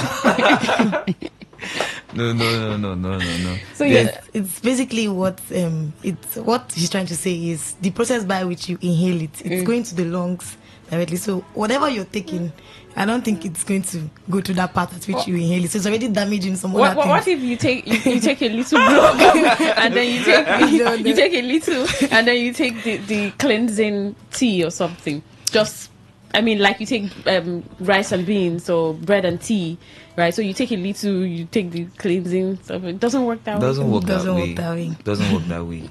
Okay, so all these teas are not, because I had a student once who online class crazily was smoking in class, And I said, isn't this dangerous? Where you say, a teacher, he calls me teacher, and he just brought his tea. I say, after I take my tea, and I'm good. I'm like, oh, okay. I mean, I didn't really have, we just met. I just didn't have to say too much about his personal life. So the problem I had was, why are you smoking in class, right? So, and that was when I found out about the teas, that people take after smoking. So you're saying that it's null and void. It doesn't mean anything. You know, another issue with this smoking thing, this whole vaping, whatever that just came out, over time, we don't know, a lot of things that we do in health practices, we see something like we see this thing and is an exposure or something, and then over time we want to know how this thing affects the human body, because there are some things you might not be able to predict how they affect the human body just looking at it, or by your experience. You might want to watch and see over time, just like the Hiroshima bomb that dropped how many years ago. Later the residents started having leukemia and the rest of it, so nobody knew those things were going to happen. So some of these things that people are smoking now, we don't really know the effect it will have over time. Okay. You get what I'm saying? So we don't really know the effect it's going to have over time, because they just came out, this tea and all that. But if you ask me, so because you wanted to ask something, sir? Yeah, going back to what you said about what the producers have in mind concerning the cigarette and the other stuffs. I think basically they said, according to what we've researched and find out, that most of these cigarettes, what they do to the body is that they release some acetylcholine, that's adrenaline, that makes help in increasing the heart rate for some persons that have decreased heart rates. Okay. And also for as well as some people that have Parkinson's diseases and all other stuffs. So they use it most times to, like, let me say, get high, or to help themselves, like, be able to do things that they've not been able to do. So that's basically what some persons actually like do. Then for this vaping stuff, it actually has a health risk now currently. They call it popcorn lung disease, something like that. So basically, I think with time, I don't think this green tea is actually going to like help, because the procedure or the action that the cigarette does is actually different from. I don't think anything like that can be able to like relieve that particular, because from what I discovered, the only way to prevent this smoking is by just stopping, quitting. I think that's the only remedy. And once you quit, everything starts going back to normal. But your organs, everything that has been affected, start regaining its consciousness. All right, because you just talked about organ, Joyful. Joseph, so when we take in air, it goes into the lungs, right? Yes. When we take it out, it comes out from the lungs and out. So it means that when you're taking in these smokes, does it go directly to the lungs? It goes to the lungs, enters the lungs. But you know that the lungs, like every other part of the body, has blood vessels. Okay. So some that enter the lungs, some will enter the bloodstream. Okay. From there, and that is how it gains access to the body and causes the other symptoms the other manifestations that are not related to the respiratory system, that is the lungs. So smoking does not just affect the respiratory system. It cuts across other systems in the body. Yes. Yeah, that's dangerous. Yep. Because I'm here thinking that it just goes straight to the lungs, and that's you see the picture on some of those packs, and the lungs is the only thing painted there. No. How badly it damages the lungs. So let's pick some of these organs in the body and what smoking can do to it. Maybe we want to begin from the lungs. Okay. The effect it has on the body is both physical, that's one we can see, and it's both psychosocial. Okay. So it can affect, from the lungs, top of the list there is lung cancer. Okay. So there's that risk that somebody that is smoking has a higher chance of having lung cancer than the person that is not smoking. So, and of course, every other cancers, smoking is a risk factor there. Cervical cancer, oral cancer of the mouth, cancer of the throat, so many other cancers, kidney cancers, they are all related to smoking. Then there is COPD, which it can cause. That's a chronic obstructive pulmonary disease. It's like a disease. It's like what happens in that disease is that you know that the lungs, as you go down, let's say the pipe becomes smaller. So that's by down you mean as you go down from your nose, passes your windpipe, you're going down to the lungs and all that. That there is like a channel that opens up like a road, different roads, different hands. So as you're going, it's becoming smaller. The caliber is reducing in size. So this disease now is located on these smaller channels. So imagine there is something going on. The COPD? The COPD. I'm trying to describe what that disease is. So it's like chronic obstructive pulmonary disease. It's like a disease where there is inflammation around those channels, and once there is inflammation, I've said it before that once there is inflammation, cells will gather there, fluid will go there, it begins to swell, and that organ will lose its function. So that's why it's obstructive. Air can go in, but it cannot come out as it's supposed to, because what happens is you breathe in and it expands. So when it expands, the air will go in. When you want to breathe out, it's closing. How does it want to now come out? Because you get what I'm saying. So a lot of so if you see somebody that has COPD, the first thing we'll ask them, do you smoke? Okay. Yes. If you come to the hospital and you tell me you're having this, you're having that, I just first now ask, you smoke? What are the symptoms of COPD? So COPD, they will come with chest tightness. They will be having like you'll be hearing them breathe. Oh, okay. Difficulty. You understand? They have that difficulty breathing. Sometimes they cannot be able to do exercise. They will find it extremely hard to breathe. Right? So for if it's occurring in children, they might be like they will start turning blue, sort of.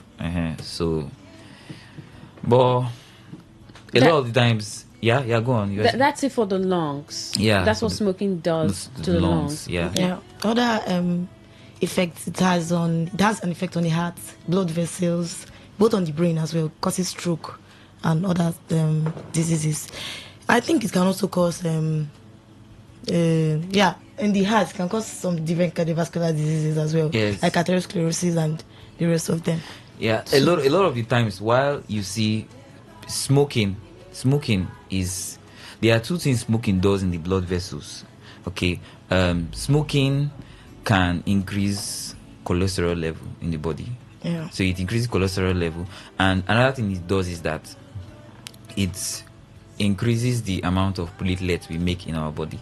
Okay. And platelet is one of the blood cells that is involved in clotting. So that if somebody starts bleeding, the blood will clot, that bleeding will stop. Yeah. Like you see somebody has an injury outside of their skin, later you now see something like a bandage or a plaster on it that the body has formed on that thing just to stop the bleeding. So that's like the clot formation. Imagine smoking increasing that platelet, and you're having clots formed inside your body, not outside. So that can travel. Like the blood vessels are now, as they go further, they become smaller. So imagine it is going further now. To go and block, it can travel to any blood vessel and block that blood vessel, and that is where the atherosclerosis she's talking about comes about. So it blocks a vessel anywhere in the body. It can block the one in the heart, it can block the one in the brain. So if it blocks the one in the heart, the person will have heart attack. The person blocks the one in the brain, the person will have stroke. So blood isn't going to that part of the body. See, because of that clot that is that formed. obstruction, the clot that's formed. Oh, someone says, I've been smoking for years and I'm still fine. What are these practitioners saying? Another risk that can actually happen is impaired vision. Impaired vision, and some persons do not know about it. Some persons don't know about it, and over time, it tends to damage the eyes. So basically, that's another side effect towards smoking. Then I think another one is apart from the damage to the eyes, I think it also does something to I don't know, apart from stroke that it does to the brain, it causes them psychosis. Like it makes someone like start acting differently, makes them act like they are crazy or so. So it's over time they tend to start having those symptoms of not being normal. So that's just what it does to the brain. Okay. And that is now that is the psychosocial effects we are talking about. So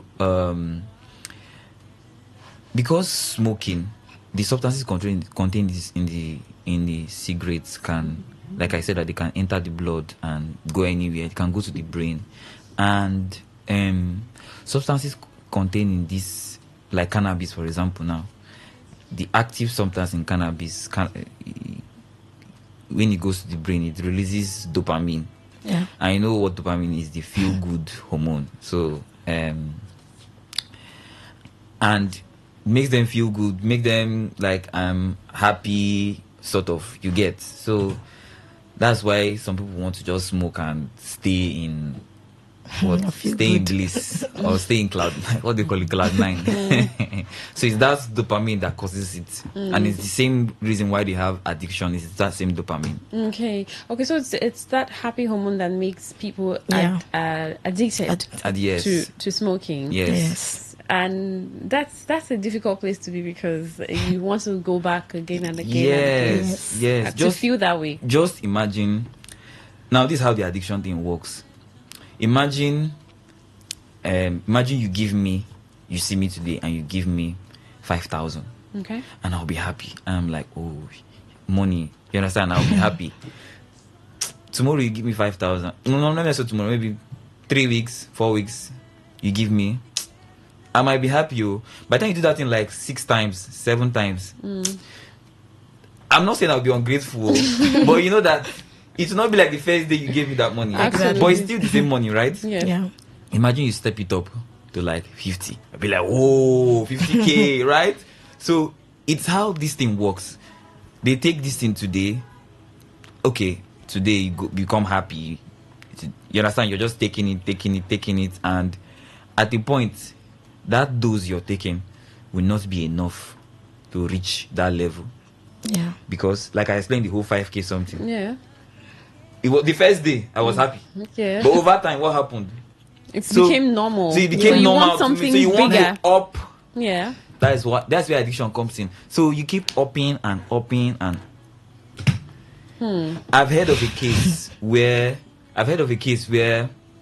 there was a guy is a chronic drug user. Okay. So I think he was stabbed or something. He was bleeding. So they rushed him to the hospital and he was supposed to be operated on.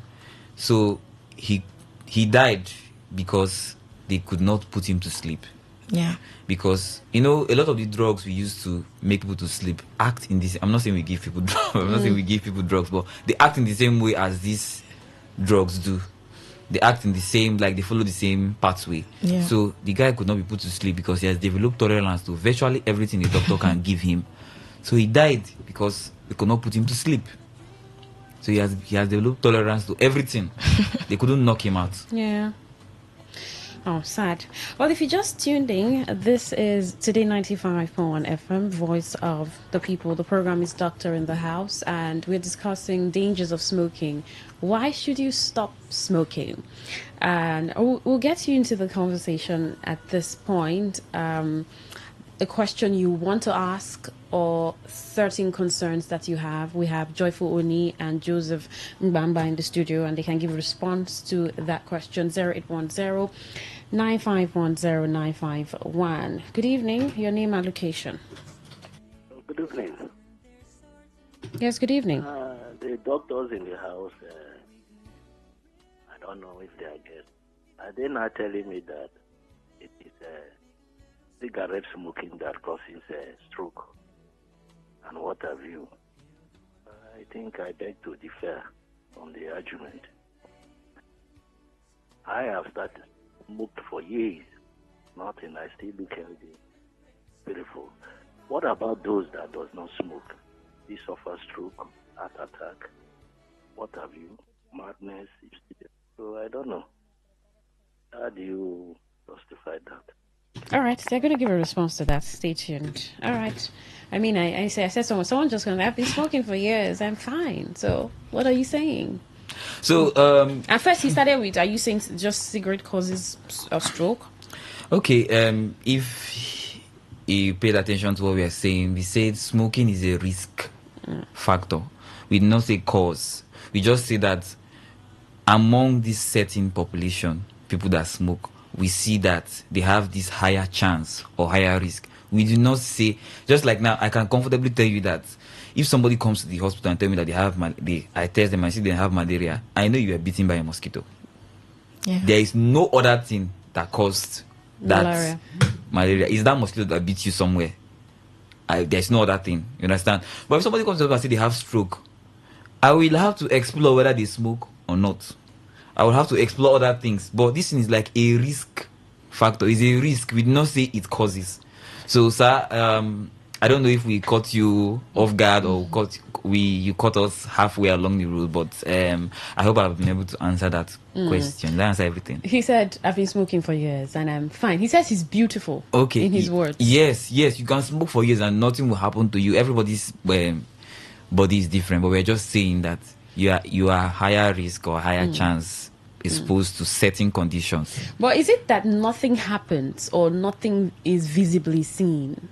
Or it takes a longer period? Okay, I would say not like nothing actually happens. Something must happen. Must or may?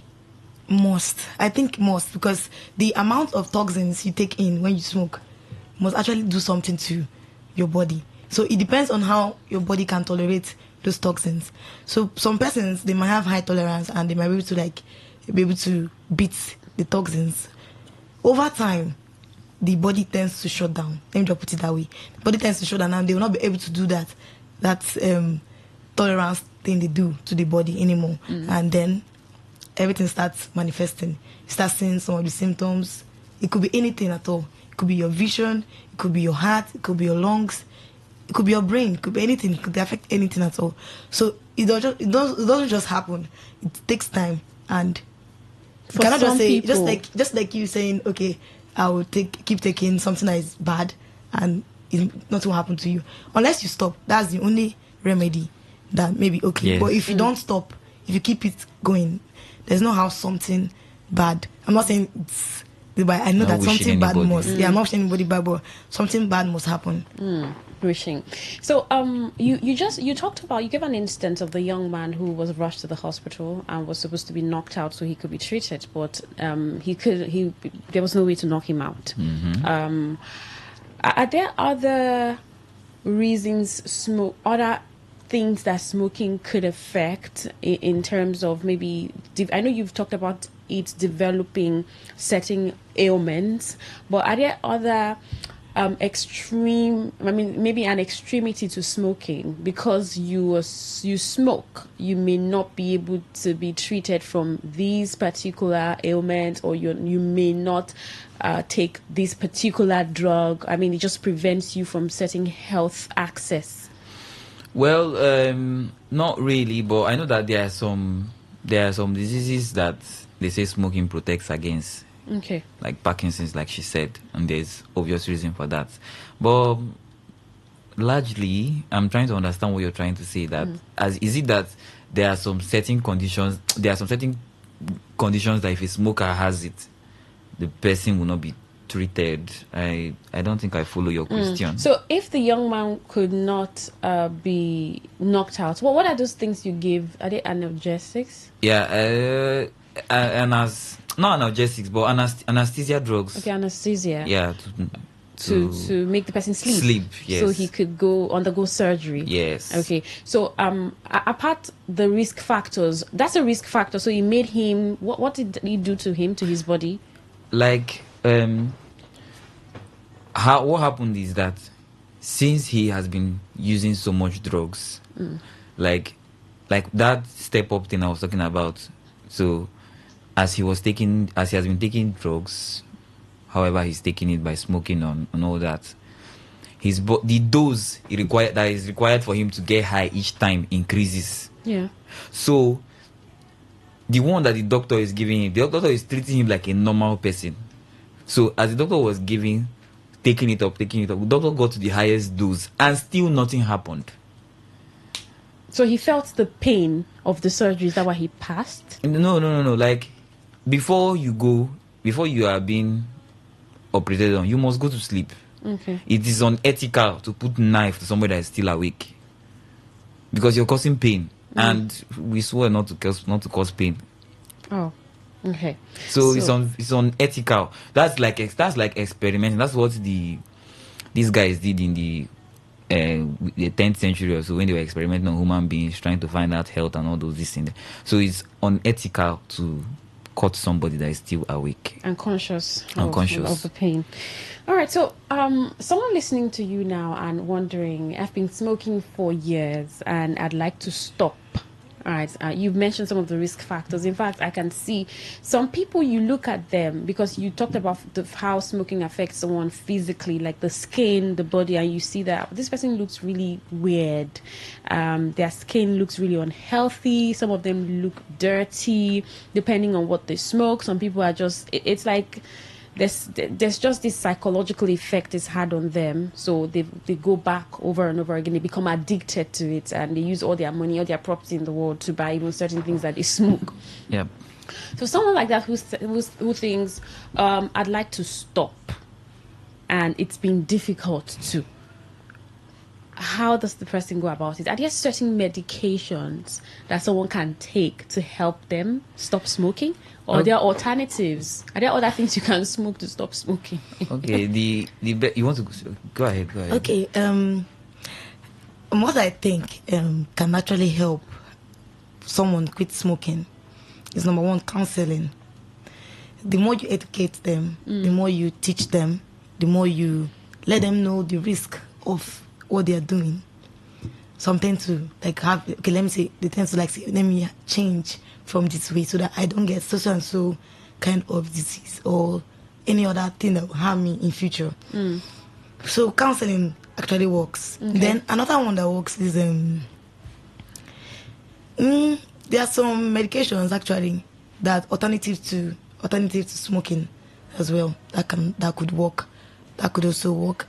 And aside the prevention and all, there are some persons that they think that quitting smoking is actually easy, but it's not. It's actually very difficult, because most times they tend to have some withdrawal syndromes or symptoms like restlessness, anxiety. Some of them tend to act mad because it has a lot of side effects to it, and it's actually very difficult to quit, especially someone that has been doing it over time. Because once you stop, you start having those withdrawal symptoms, and it's not actually be good. So that's why you need to at least have something alternative that's actually better for the health. That's one. And counseling, I think that's another one that could help. You want to add to that, Joseph? Okay, she has virtually said everything, but the problem with quitting smoking is that withdrawal symptoms, she said, it is very terrible. Like, somebody will actually decide that, oh, I want to stop. But when those symptoms come, you know what those symptoms are like? It's like your body is on fire. Yeah. Like, so those, like, you know, she mentioned earlier how when you take those things, your heart rate increases. Now, when you fire all those symptoms, when you fire your system up, and then the drugs are out now. When the drugs come out, maybe you've metabolized them and they are out. You're now sober. Let me use the word sober. Remember that your body won't want to get back to that. There's that tendency that we're not like this now. Let's go back to how it was when we are like. So the body will react. That is like a reversal. So it will fire back. So the person will start having those symptoms in excess. The heart rate will increase. They'll start getting irritable. So those withdrawal symptoms so by the time they take this now, they'll now calm down. That's sometimes they'll tell you, I used to take this thing to calm down. Yeah. It's because they were experiencing withdrawal symptoms. When they now go to smoke, they will now calm down again. So now be like, I take this thing so that I go calm down. Let's do this call. Good evening. Your name and location. All right, the call dropped. You can dial again, right? 0810-9510-951. That's the number to call. 0810-9510-951. So the withdrawal symptoms makes the person go back over and That again. is what calls them back. And to help with the withdrawal syndrome, Symptoms. yeah. Therapy, counseling. So Let's yes. do this call. We'll come back to that question. Good evening. Good evening. Yes, good evening. Your name and location. Brian from N. All right, Brian. Yeah. I just want to say happy Sunday and greet. All right, thank you, Brian. You're welcome. Bye. Okay, he said wanted to say happy Sunday. Good evening. Your name and location.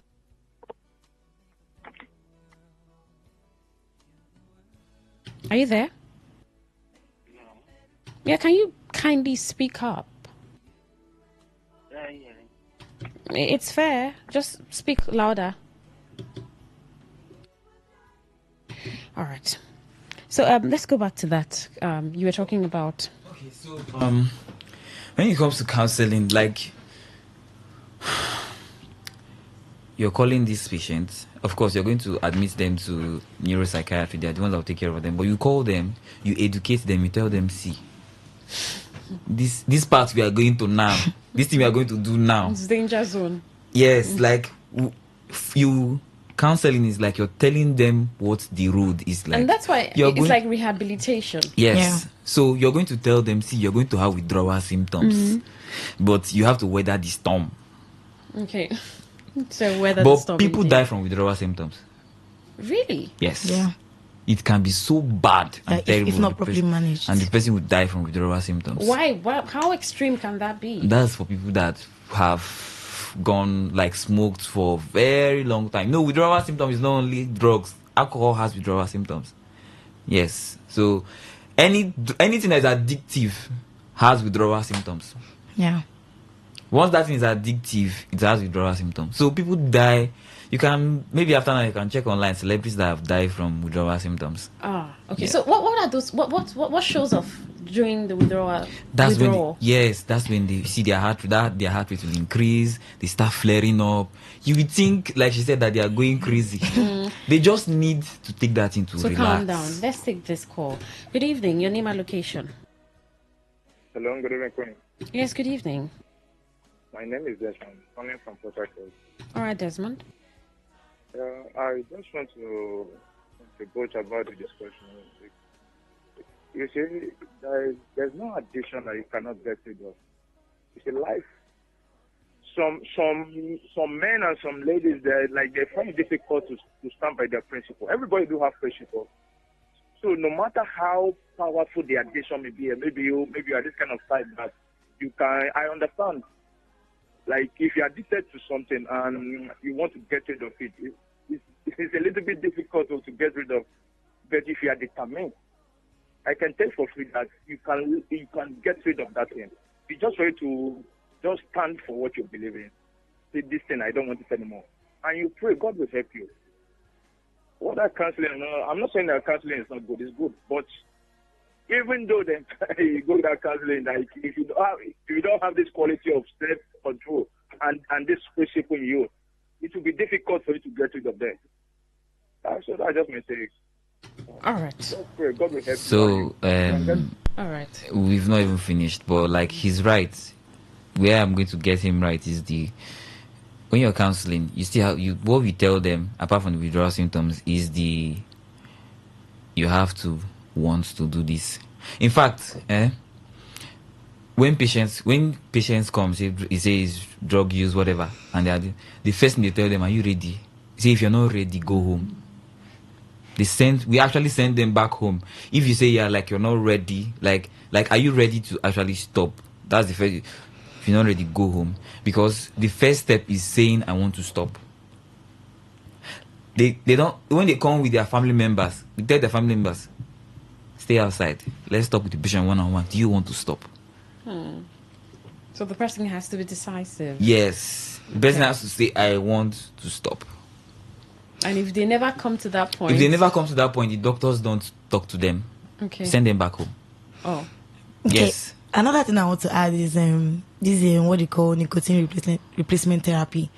When people smoke this cigarette, there's a substance that is not toxic, which is the nicotine. It is what makes the cigarette or the smoking addictive. So basically, when a person wants to stop smoking or when a person wants to quit smoking, what they do is this nicotine replacement therapy, whereby they give you a controlled dose of nicotine. That controlled dose, what it does is it helps to reduce the withdrawal symptoms and also gives way for the counseling for the psychological part. So once the person starts having this withdrawal symptom, for people that are chronic smokers, they gave them this I think nicotine patches as well, and they are just nicotine replacement therapy, where they use it to give them just a little dose to reduce those withdrawal symptoms and face the psychological aspect to help them get better. Cope and get better. So when there's something they talk about, there's something they say about active smokers and passive smokers, right? So you live. I forgot. I wanted to mention it earlier. I forgot. You live in a place. I mean, I've lived in a space where my neighbor smokes. And when I got into that that space, I wanted to run mad because I don't smoke, right? But I have someone who smokes, and early in the morning, this guy's out, and I can literally feel everything inside my room, inside my space. And the crazy thing is, I couldn't get another place, and I became comfortable with it. I mean, it became normal to me. And there was a day he was telling me, when you came, you were complaining, now you're cool. That was my reality. I became comfortable with it. I was so used to the fumes. The fume.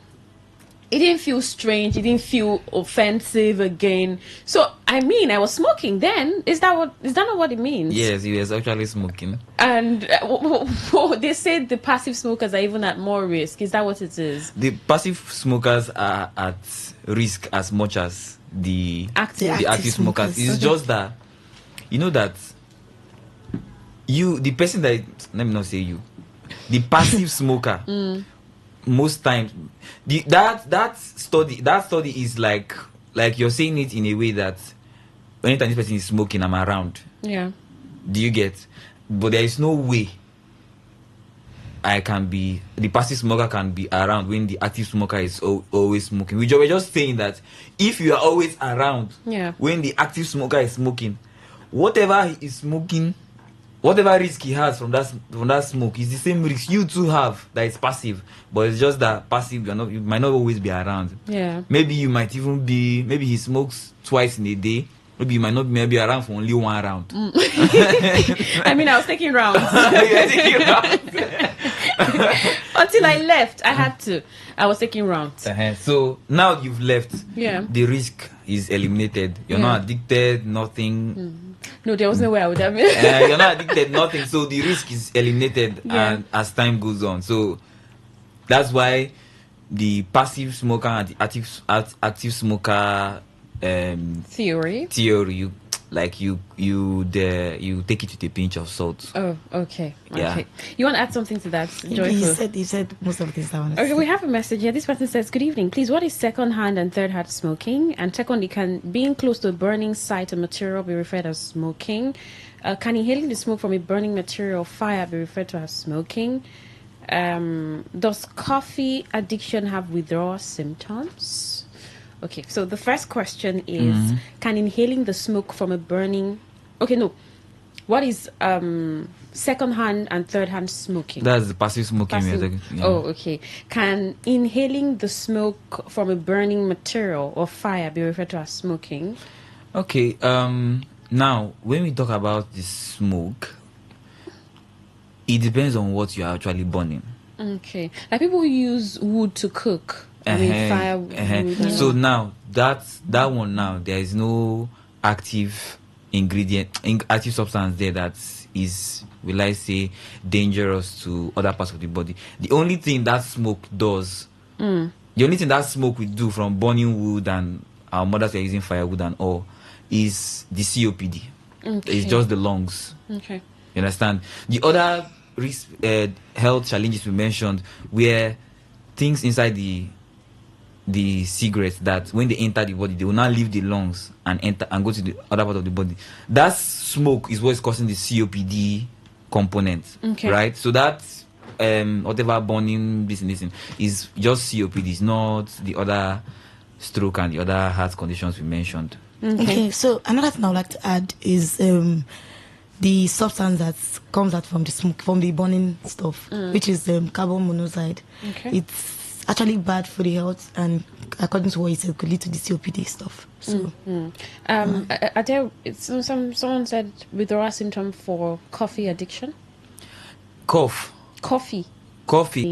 I want to know, because I am currently smoking heavily and I want to stop. Henry from Ilioso.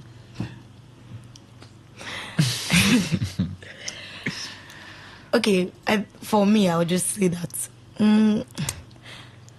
I don't think the question is trying to ask. I don't really get the question, but if you're trying to look for something that is higher than the dopamine to give him a higher reward or a better cloud 9 or what they call it. So that may not be dangerous.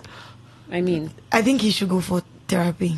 Will therapy give him because dopamine? He has Let to. him come and He has to. Let him come for rehabilitation. He has to be treated. I think he's going through a lot and he needs to Henry.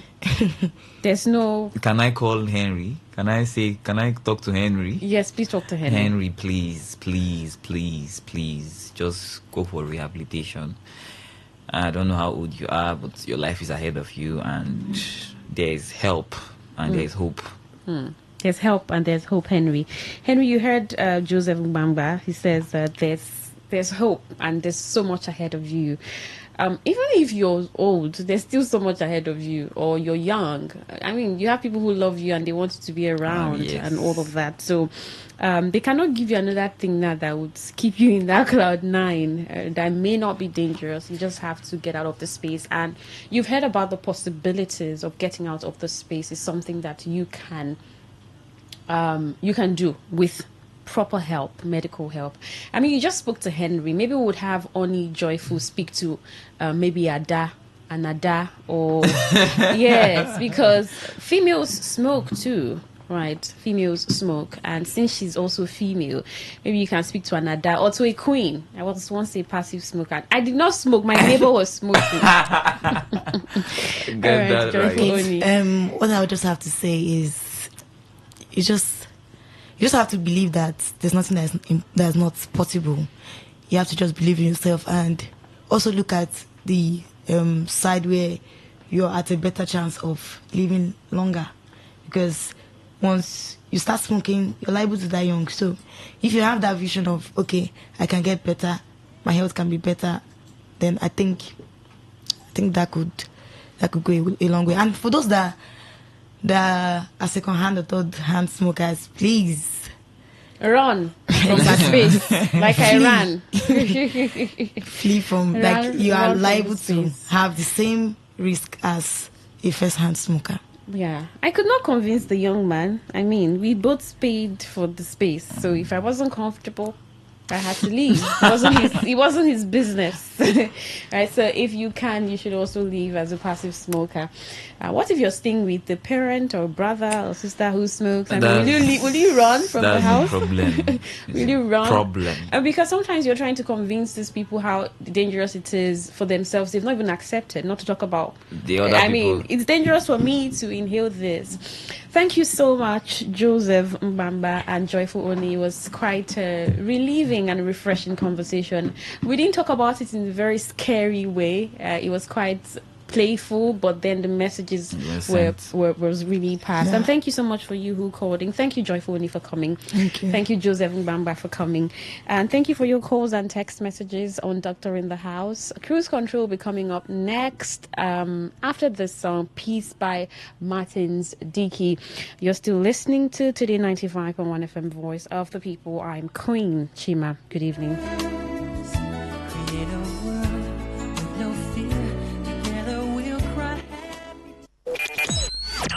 Talk radio. I listen to a lot of talk radio.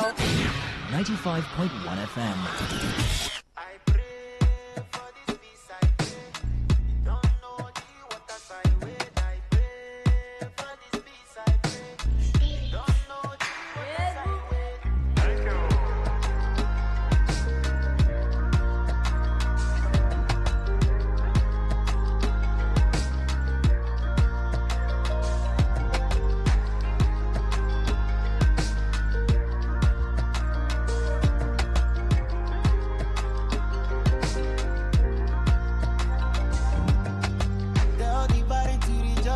again now. The cry of a child is here. Before you see the complete of your now. Put all your trust in His name again. We see the good to see it now. And life just takes my tear. But the knees are not afraid, no. He heard you when you said, pray for this peace, I pray.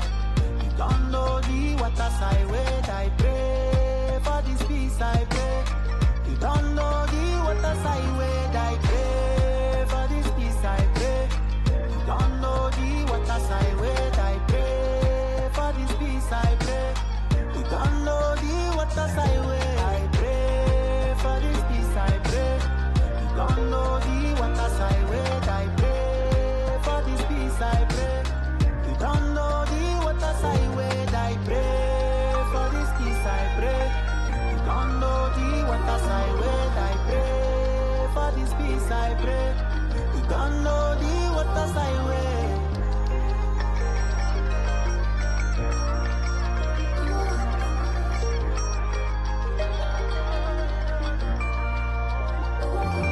Put all your trust in His name again. We see the good to see it now. And life just takes my tear. But the knees are not afraid, no. He heard you when you said, pray for this peace, I pray. You don't know the waters I wait, I pray for this peace, I pray. You don't know the waters I wait, I pray for this peace, I pray. You don't know the waters I wait, I pray for this peace, I pray. You don't know the waters I wait, I pray for this peace, I pray. You don't know the waters I wait, I pray for this peace, I pray. You don't know the waters I wait, I pray for this peace, I pray. You don't know the waters I wait, I pray for this peace, I pray. You don't know the waters I wait.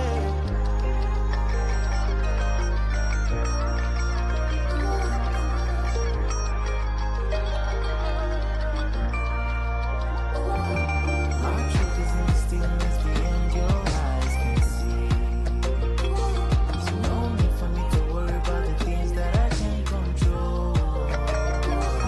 Got to use my boat, so I'll be chilling in the storm all the way. No need to worry about tomorrow. Oh no, yeah, you know. I pray for this peace, I pray. You don't know the waters I wait, I pray for this peace, I pray.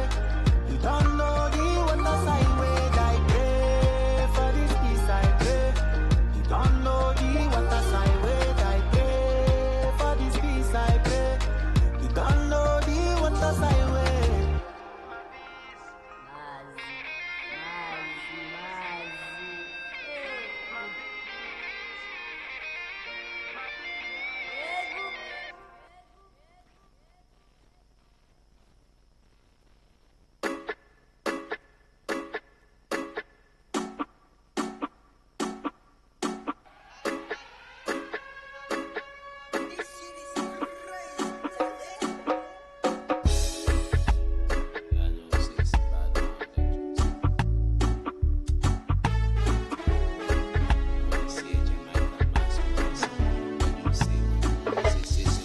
Sometimes love come with blessings, other times it come with lessons. Many say they love me, but I swear you know they move me. Focus on my business, every day I'm making money. I know they play with hustle, where they bring food for the table, you know. I strive for the best, you know. Money moves, you know. If you know they fit to make a man go low. Money know they fit to make a man go low. Like money know they fit to make a man go low. Money know they fit to make a man go low. For this life I don't suffer. No retreat, no surrender, not my slogan. Never wish another brother man to suffer. Never wish another brother man to suffer. Never. Every day man feeling blessed, and you know we know they stress. I do more and I say less. Waiting for an experience, invest make I no regret. Whoa, whoa, whoa, whoa, whoa, whoa, whoa, whoa, whoa. Sometimes love blessings. Other times it come with lessons. Many say they love me, but I swear you know they move me. Focus on my business. Every day I'm making money. I know they play with hustle where they bring food for the devil, you know. I strive for the best, you know. Money moves, you know. If you know they fit to make a man go low. Money know they fit to make a man go low. Money know they fit to make a man go low. Money know they fit to make a man go low. Me no preacher, but I am a strong believer. Give up belong to Jah, Jah. And to Caesar, what belong to Caesar. Me no preacher, but I am a strong believer. Give what belong to Jah, and to Caesar what belongs to Caesar. Money moves, you know. If you know they fit to make a man go low. Money know they fit to make a man go low. Like colos.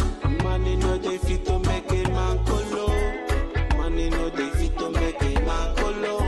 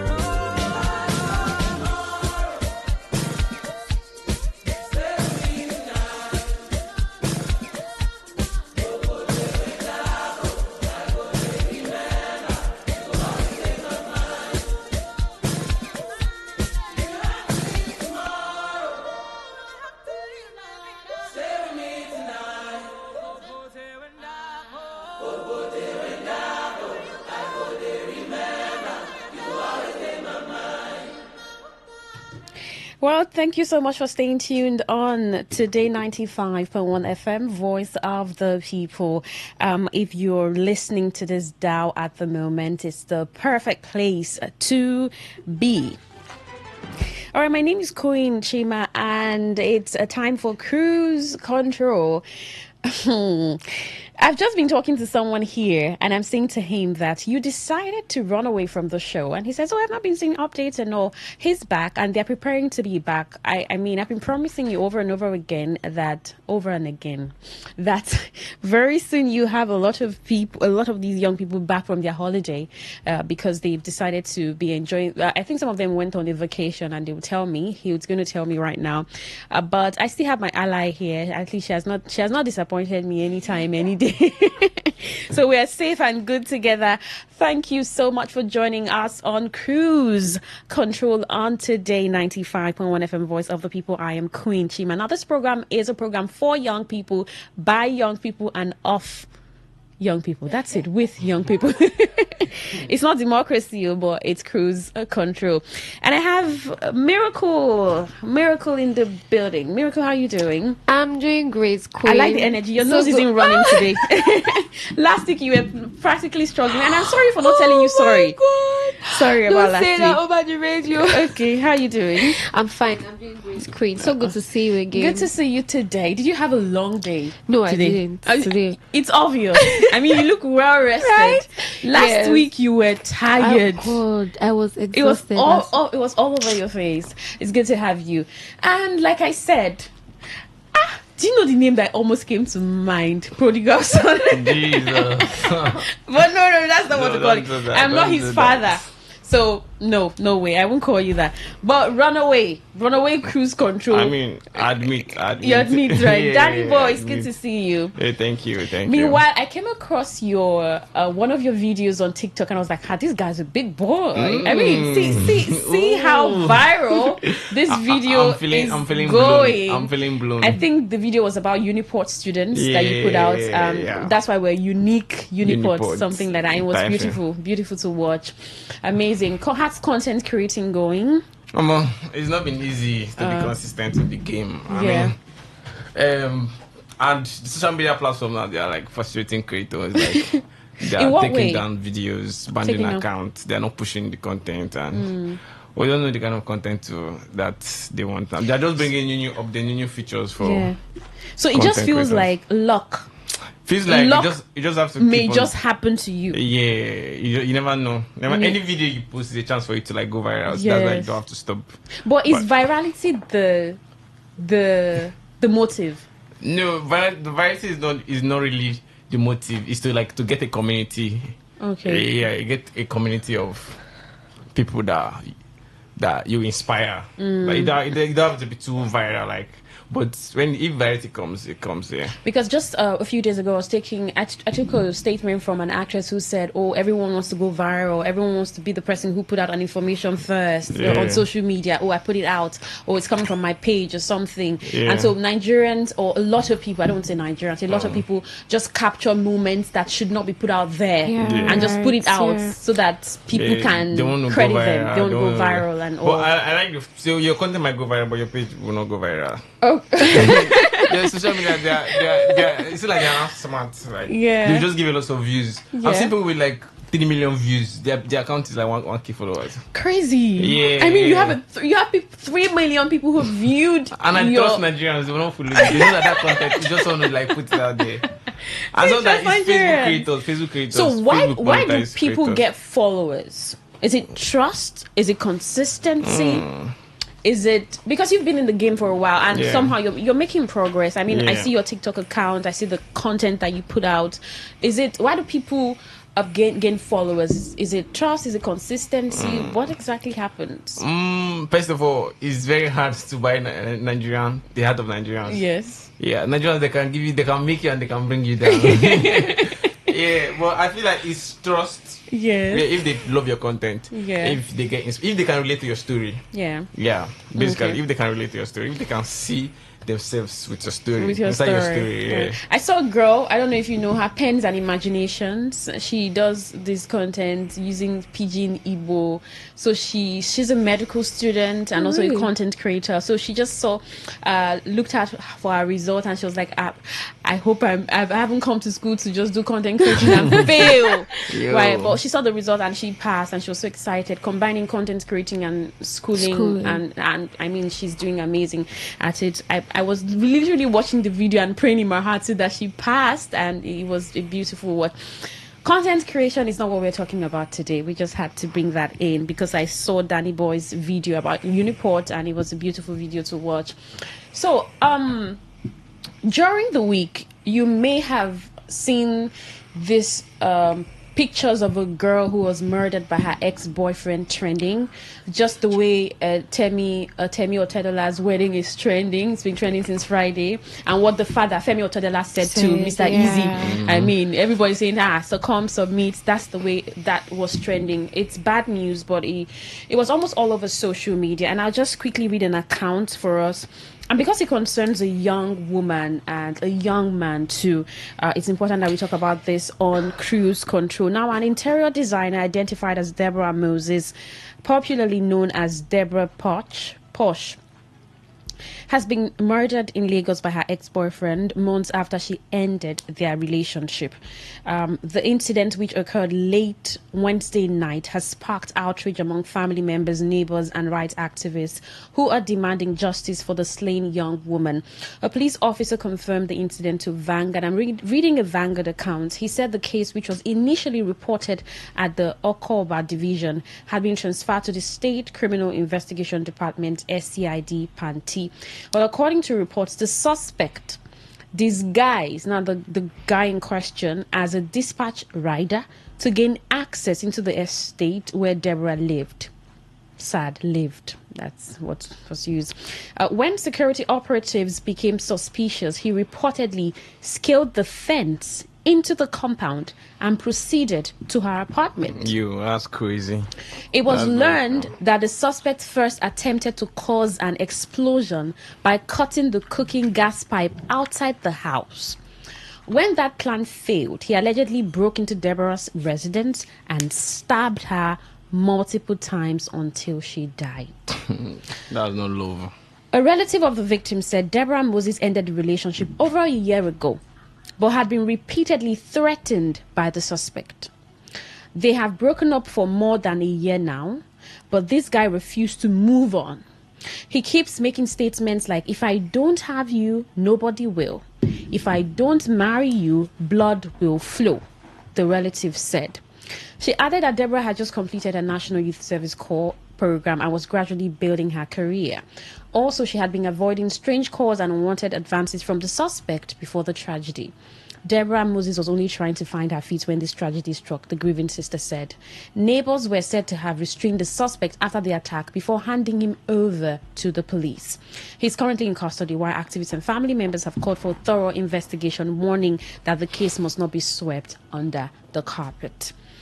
So, I mean, this is a case where he was caught. Imagine if that happened and, I mean, people just came and saw the girl in the pool of her blood and they were trying to figure out what happened to her, who stabbed her. Nobody knew. So, someone is held, at least. There's a suspect, and that's why this story is even coming out. Yes, it's even coming out because some people have been found dead without knowing who their killer or the suspect was. Now, the reason we had to bring out this story is relationships are almost unavoidable for young people, whatever form of relationship, but especially romantic relationships. We have a lot of young people who get into one at some point in their lives, and that person is not your brother or your father. Even fathers and brothers sometimes harm each other. I mean, family members harm each other. Neither is the person your relative. This is someone you probably do not know. You're just meeting the person, whether in school, in a religious setting, at work. People meet people in the market. Social gatherings. Someone can just stop you and say, hey, beautiful girl, can I have your contact? If you choose to give, if you don't, people have been accosted, people have been insulted for not even giving numbers. You haven't seen someone who came to you and say, give my number. I say, sorry, I know they give. Person start to insult you. Yeah. Your whoa. Thank you. Right? And maybe that can be like your point of connection, or maybe you met in a gathering or whatever, and then somehow you just feel like, okay, maybe I want to talk to this person, maybe I like this person, and you exchange contacts, and then you establish communication, and you start talking to this person. Somehow we see that some young people get into romantic relationships, and some of these relationships become a terrible space to be in. So we're having this conversation because as a young person, you may relate to having been with someone who you think is terrible, and you're saying, I want to leave, I don't want to be with this person, and the person is telling you, no, you're not going anywhere, you must be here. Since when did relationship become like a do or die affair? Since when? I mean this theory it happens all over the world. It happens like everywhere. But I don't think it's love. It's lost. Like you're obsessed with someone. Obsession. If you don't, if what's the statement he made, that if he doesn't want to be with the person, nobody will. If you don't want, make her happy, make her happy. I don't think it's love, because you know. But I believe some girls. Why would they say, I like mine obsessed? I like mine. I beg. Are there people who make that statement? Like it's crazy. Someone should be obsessed with me. Like I like mine obsessed. So is that what is crazy? Saying that someone should be obsessed at you? I mean, obsession like chalant or non-chalant. That's the new one now. I like mine chalant. Wait, who says that? That's the new one. Yes. I don't like non-chalant guys. I like chalant. You need someone that like all over your affair, like want to know what's going on, wants to be there. Like. Oh God! But how do people get so obsessed with people? Because some people might want to, give undertones to this. Now we know that the family is saying the guy has been sending threats, and or could there be something else? Investigations will reveal, right? Yeah. But people want to ask, you're dating someone as a young person, or you're seeing someone, whatever romantic relationship it is, and you want to leave, and the person says you're going nowhere. Could there be other reasons why that could happen? Maybe insecurity. Yeah, from the guy. He doesn't feel low self-esteem. Yeah. Because he feels like this one that has tried to stay with me now wants to leave. Maybe events that have happened in his past relationships. Maybe some girls talking down on him or something. Low self-esteem, insecurities can actually prompt this. Prompt. What about? Could it be something you know about the person, or something you've done together that the person doesn't want you to let out? That's another case you can look into. But do people let out secrets after they've left the relationship? Of course. You don't think so? Wild world we live in. I had no idea. I mean, talk about that. Have you seen someone separate from someone and they talk so ill about the person? You haven't seen situations where I've heard that, but out of hurt, talking about enough secrets, like to spill. I don't think that's that's enough. I don't think that's enough. Because that could also be. Sometimes you spend a lot of money on a person, and please, as a guy, it's time now. Yeah, as a guy, maybe you've like invested a lot and she doesn't want to be with you. But I don't want to believe that that's the case in this situation, because it's not there actually. Yeah. But that's another thing too. I'll put this one too. He might have spent a lot of money, but that's not enough reason to. Well, that's not enough reason. But people see, in this country, someone collected a car from a girl after that story years ago. A celebrity. I mean, give my car back. We're no longer together. So return. Yes. Return my items that I got for you. Maybe the guy doesn't need the money back. He said, it's you I want. Yeah, something like that. But what could cause that level of obsession? I know you've talked about insecurity on the part of the guy, low self-esteem. Are there other reasons why someone would really say nobody? Because someone is, I'm not thinking deeply. I'm looking at age difference. That's a factor too. Yes, age difference. And so it's like the guy is matured. NYC. She did her NYC. She just concluded. It's a very matured relationship. What if she just in her early 20s or mid 20s? 22, 23. So do you think he's a mature relationship? I can't see. He's just a psychopath. Psychopath. He's just, please. nothing justifies you killing someone because really. Like he had mind, someone you love. Exactly, someone you love. And is it so easy for someone to just take someone's life like that? In Nigeria. Like multiple times, he stabbed the girl multiple times. Simply because you don't want someone else to have her. Who knows whether he has not done something like that before? Like it's so easy for him to just. Actually, that's why the investigations were. Well, we'll watch as the story unfold. But at the crux of this matter is the kind of people you should be with as a young person. Yeah. And how do you begin to decipher? You know, girls, they like ignore the red flags. They're like you're just attacking girls. Why? You're attacking Danny boy is attacking girls. They like the girls. Why are you coming at us? The guys like toxic. No, please, I beg. Who likes toxic? I don't like toxic guys. you're not Gen Z now. Oh really? Okay. Okay, so it's a thing with the Gen Z. Like the generation of girls. Why do you think she's not Gen Z? No, I'm not Gen Z. Because I don't like toxic guys. I'm not Gen Z. Yeah, it's in the narrative now. Yeah. Like this is what they bring. This is what they bring. Like if you just guess today, like make it just make it just. So do you think some girls or most girls, young girls, like toxic guys? You just said that now, Danny boy. I think is in the nature of women. No. Is in the Get nature, your facts right. Is in the nature. They like tough love. They like, if you confess, if you just did too, but if you're behaving nonchalant, they will like you more. So please. Yes. They okay. By nonchalant, you mean? Can you explain further? I should explain further. Like girls, they don't tend to. Some you girls see someone that is good, like a guy that is good, he wants to like talk to you, be friends with you. You will not want. It is someone you ignore the red flag. Someone that is a cultist. Starting from there, he's a cultist, and even in the relationship, he's beating you. Like things. They'll just ignore the red flag because maybe he's fine. Maybe fine boys. Yes. Girls, they like fine boys regardless of your background or your personality.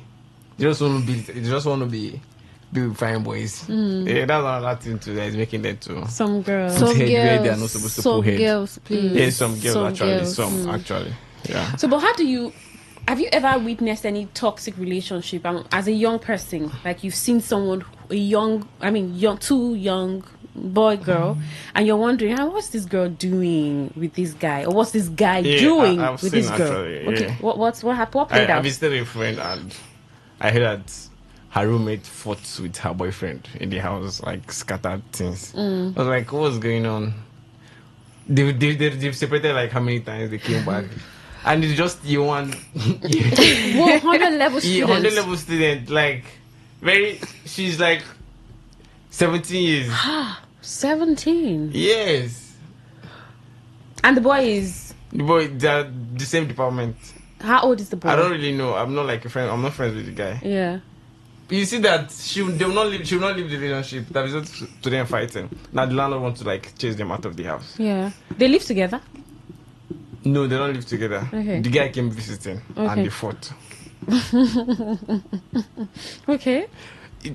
According to this, they fought or the guy beat her? Or she beat the guy? I just met everywhere scattered and I heard the story. The guy didn't beat the girl, which was the girl that was like gingering, like shaking the boy, like want to shake things up. Okay. So I heard that the guy was like, I was trying to like talk to her about things. She don't want to listen. She said that the guy is protecting her too much, something like that. Yeah. You know, I'm gonna paint something that happened to me when I was in the university. So there was this guy who was almost always badly dressed. By badly dressed, I mean trousers going off his waist, and you know. Mm-hmm. And he would just always come to me and say, "Hey, girl." So the first time he met me was during a theater participation. So my course allowed us to borrow a course from theater arts. So we did this THA 101 or 111 something. So we had THA 100 or something. So we had to act, play a drama. So we're almost always in with some of these theatre art final year students who we were their project. So they're in final year. So they train us. But it's a 100 level course, but it's their final year project. That's how it was done in my school. And so they train us to act their script while we pass THA 100 and then they pass their project, whatever. And so we did the whole theater participation thing, and I was part of the drama team, and also he watched me play a scene. Well, how do you play? Do you play a scene or you play a role? Yeah. He watched me play a role, and then after that day, he did not stop talking to me, stalking me. That's the word. Yeah. And he will use my name. I think my name was Rita. I was the secretary to my boss, secretary to a certain young man, and I seduced the man in the play. So maybe my acting skills were really perfect, were really good. so he did not stop stalking me in school. And is that not scary? That was scary. That was scary because I was young. That's 100 level, right? He didn't stop stalking me in school, but I was a very polite kid. Right, I wasn't a rude person. I don't know if that was what saved me though. So I would talk to him. He when he stalks me when I'm going for classes, I'll just like, oh hey, how are you? And he says, oh, I want you to be my girlfriend. I'll be like, really? I'll just smile. And I did that for a very long time. He started calling me Wayo girl, right? And when I discovered what I discovered about that guy, I said, what if I was in search of a relationship? You know how you just want to be in a relationship because you want to be in a relationship, right? Peer pressure, exactly. Yeah. And I got in a relationship with that kind of person, and because I didn't stop seeing that guy even until final year. The only thing he does is when he sees me, he calls me Wayo girl, right? He called me Wayo girl until I became his friend, sort of. Like he would see me and, hey, my Wayo friend, that kind of thing. When I discovered what I discovered about that guy, and the things I heard about girls and him, I was like, oh my goodness.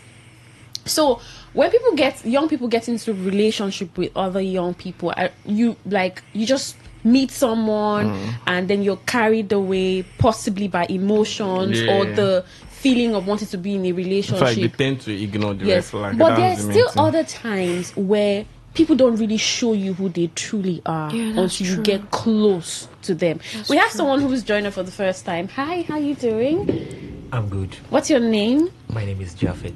Oh, my name is Japhet. That sounds good. Thank you for joining us on Cruise Control, Japhet. It's good to have you. So it's you until you get, sometimes you get close to people and you begin to discover certain things about them because they hide it. So at that point that you're in the soup as a young person and this person is toxic. Because she left him. That's what the story says. Yeah, she left him up, and who knows? And he was threatened. Who even knows what transpired in the relationship before she left? So how does a young person leave that kind of person and be safe? Japhet, have you ever been in a toxic relationship?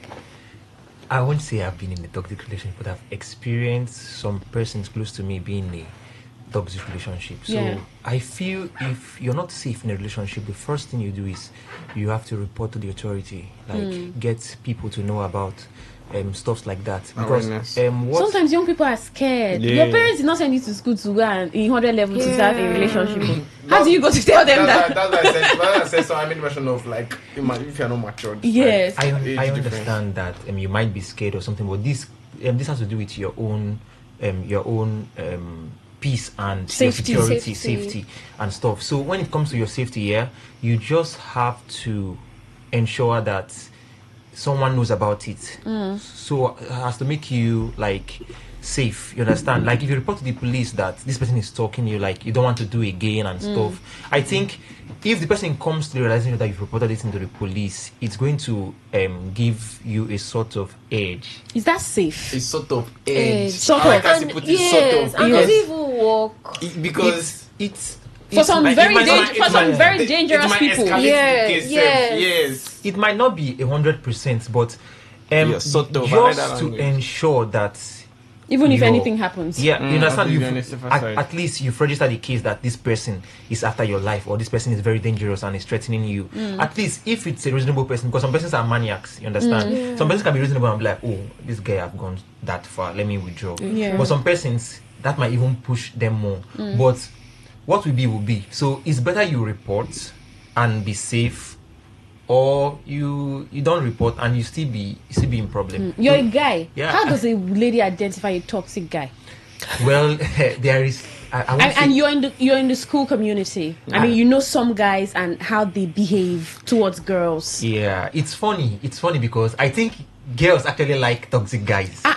Oh my God! Yes, Danny boy said Because- this a because few minutes you ago. You see the Some girls, most girls. I won't say some Some girls. Some girls, I'll use please. the word most girls because I'm in a department whereby we have a ratio 1:5% when it comes to girls and guys. In my department, I'm in the Department of Linguistic and Communication Studies, where in every 10 girls, 10 gathering, you see two. In a gathering of 10, you see 2 guys and 8 girls. Yeah. That's the ratio. So you see that this guy is smart, he does things right, he's the teacher's favorite, the lecturer's favorite, and stuff. Okay, they'll just be around that guy based off the fact that he's sharing knowledge and teaching you 1 or 2 things. But when they want to hang out, those ones that smokes, that sags, they'll be like, oh, those ones, they know they have the life of the party. They know where it's happening. They are the ones that are driving and stuff. So I feel girls just like these bad boy vibes.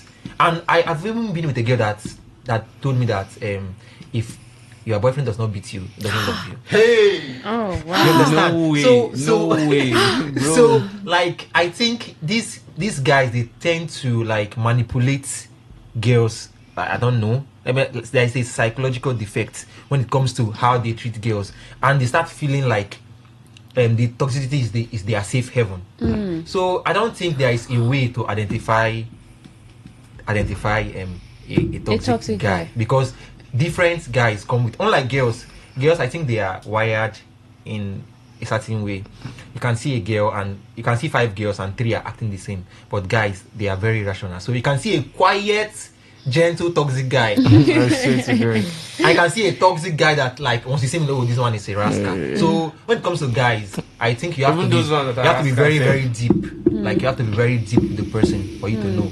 And sometimes, after being that deep, going out is always a problem. It's always a problem because, like I said, some of them, they've not been like long-term relationship, and when they've seen that particular person that is like attached to them, when you want to detach yourself, it becomes a very, very big problem. It's crazy. And I think a lot of things happen in relationship these days amongst young people. A lot of things that they do together. Maybe take some young people take drugs together, smoke, alcohol, secrets. I mean, there are guys who their girlfriends know that they are fraudsters and they even partake, help them, make calls. And so you get so intimate in certain things that the person finds you too valuable to let you go. I mean, you're part of this thing I do, so you have to be here. And other things are involved. Sex is involved, and you know, you get just too intimate with the person, and the person may get obsessed with you. So what do you think is that safe haven for young people, especially as regards relationship? Must you, I mean, well, this girl, she just wrapped up a youth service. She's an adult. I mean, she's grown. I mean, there's absolutely nothing wrong with being in a relationship. But are there certain indices that should be put in place before you get into a relationship? Maybe Miracle. Most definitely. Like Danny Boy said, maturity. How can a 17 years old be in a relationship and you're beating her already? Does her dad beat her at home at that age? Maturity, emotionally, physically, psychologically, like mentally. Maturity, first of all. Why do I feel like she has been dating that guy like all through her life? Like that guy, she dated the guy from when she was young. You mean Deborah, the late Deborah? Yeah. And it's very possible that she might have tried to come out a lot of times.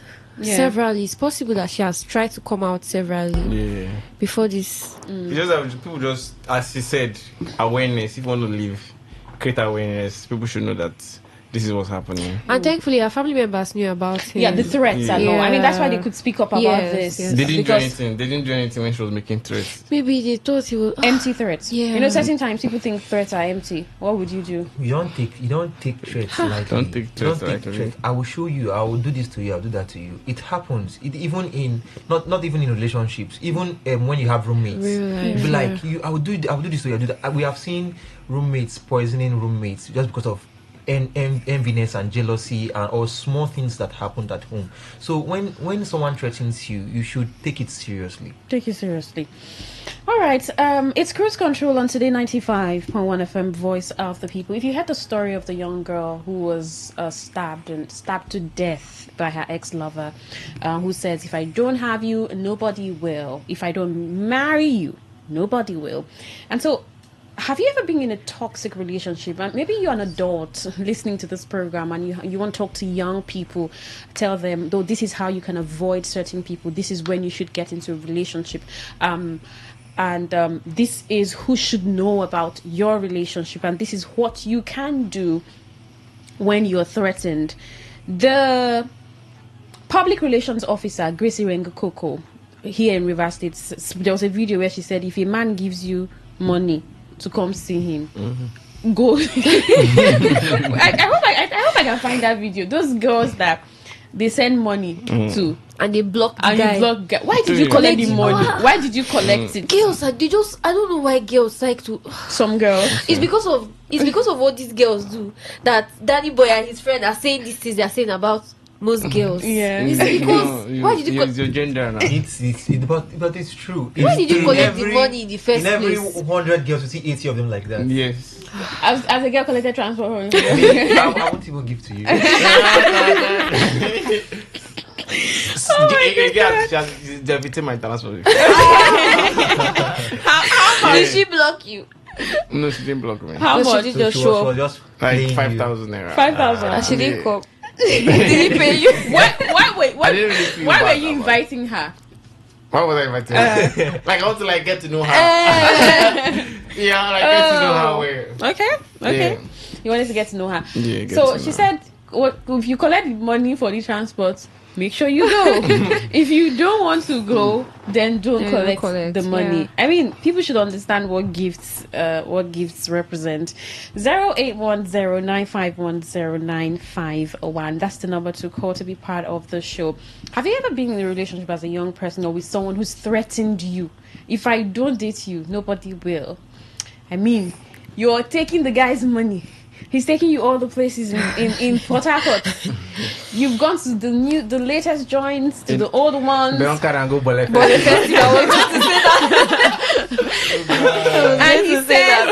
And he says visit, and you say, did I ask you to give me all of these things? And he says, really? You're going to pay for all these things. Have you ever been in that position?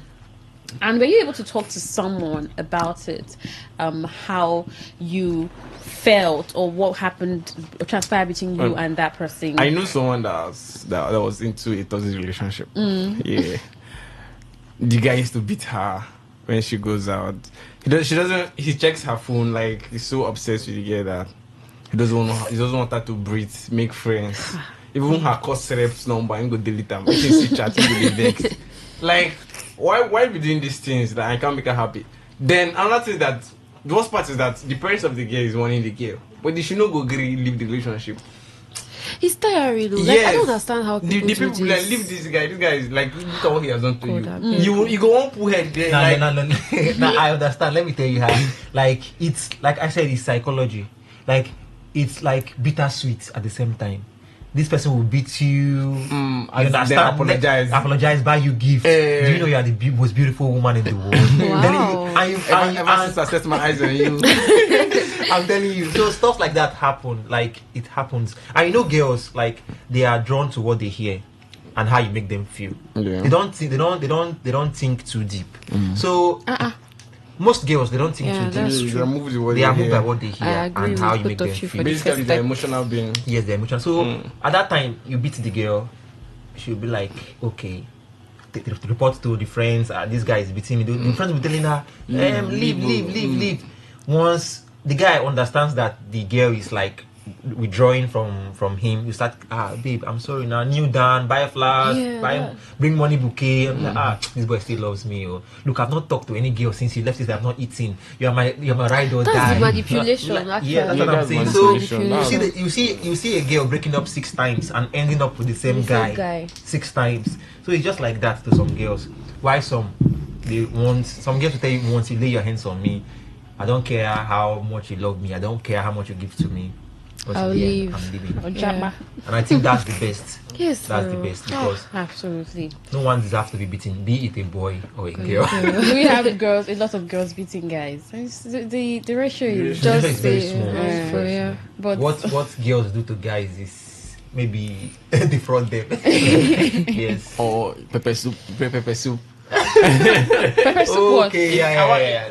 The story pepper soup, and the story of that girl that killed a guy and 4 of his friends.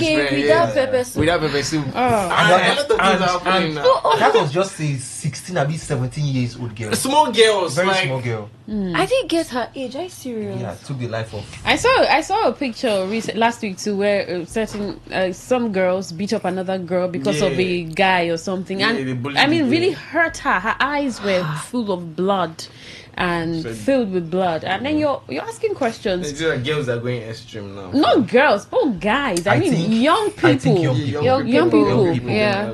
Within the age range of 16 to 20. Yeah. They are doing. What's causing this? Exposure, I think. Exposure to. I think. If I'm right here, in the era of our parents, they are not even stop a girl at your 18, 17. It was like more like primary school. You understand? It was more like you can see somebody you like and you guys will just look at each other and be shy. They're just natural like that. But in nursery school nursery school nowadays, they are dating. You see, like in primary school, you see people, a girl waiting for a guy. Let them go to school together. They are holding hands. They are even kissing. Like I'll be like, what's going on? I think the white people's culture has eaten deep into our. Which white people culture? Yeah, because that's what they see on. I'm telling myself that when I get married, globalization. It's my mom. Yeah. It's my mom that will train. I need that Africa. I need that old. I don't get it's my mom now. You send your children to your mom. Train. I need to touch those children. Also, your wife is not capable. She'll be doing her work like. But they'll be going there for holidays. She'll be going there for holidays. I feel like this one's now they give it to the African mothers. Like they don't come on hand. Because honestly speaking, it's sad though. It's really sad. A lot is happening with the young population. Yeah. We just finished a health show where we're talking about smoking, and then we say the health professional said you have a lot of young people who smoke. I mean, younger people who smoke the most. Yeah. And then you want to look at other ills, fraud, maybe prostitution. I mean, robbery, stealing. I was saying that these days you don't have people standing on roads and taking phones a lot. I mean, armed. We have them inside the house now. I don't even. The main reason why we don't have such people anymore, that much now, it's because of the high level of cybercrime. Because they feel like, why will I stop here and collect your phone? When I can do it for the comfort of my home. When I can make millions online. So to some extent, will I say it dropped street crime rates and it increased internet crime rates. Cyber. So it's just like that. And I think it's coming back. The robbery and all. Yeah. Why? Like I've heard so many stories recently. Insecurity and all. All right, join the conversation, 0810-951-0951. How can young people avoid toxic relationships? Have you been in one before? Did you report? Has anyone threatened you as a young person that, hey, girl, if you don't date me, nobody will. If you don't talk to me, if I don't have sex with you, if I don't have you, nobody will. Have you ever collected a gift that has put you in trouble as a young person? You go collect past yourself. And you know, when people see you finish, I mean, when I met you, what were you? You were using an Android. You were using, your phone was broken. I got you this phone. I got you this, and so you owe me, right? They tell you that you owe them. I changed your life. I got you the first hair you ever wore. Can your father afford it? Right? There's a sign. Right. There's a sign. Yeah. I feel like another sign is if you're doing talking stage with someone, and friend is like calling you, like it's blowing up your phone. I think it's obsession, but girls, some girls, they will like it. They'll be like, guys, attention, because he doesn't respect your boundaries. Every single time. You're blowing up the phone. I think that's a sign. If and he's already asking me, I've been calling you. Yes. Why aren't you picking? Why aren't you taking your talking call? stage? Yeah, like he wants to call you, boy, when you're bathing, when you're eating, if you sleep as an issue. It's like talking stage. Rono.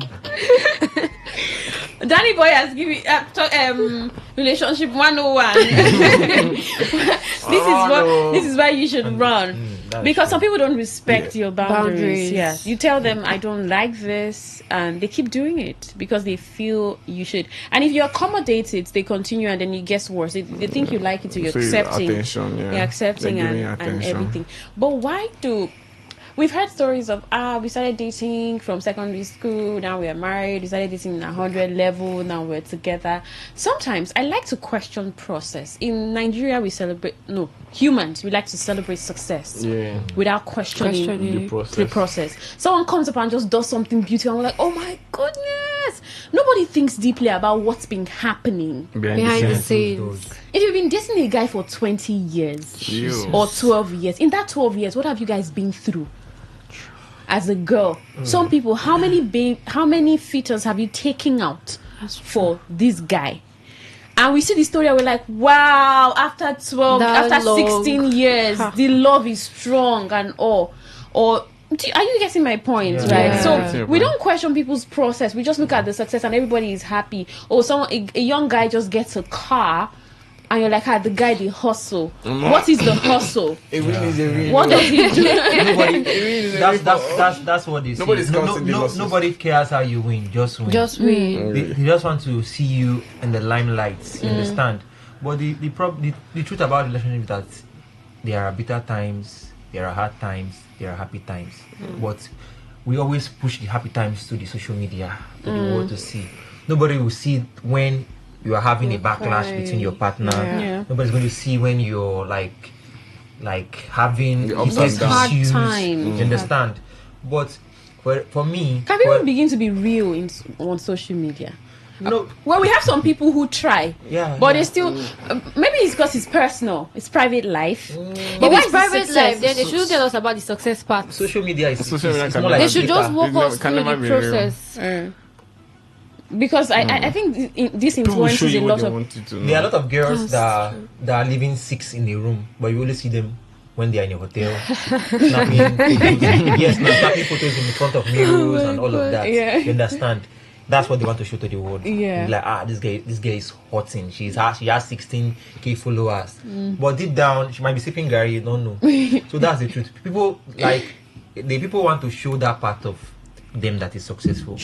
Why they try to cut down those part that is less successful. But for relationships to work, I think it has to be symbiotic.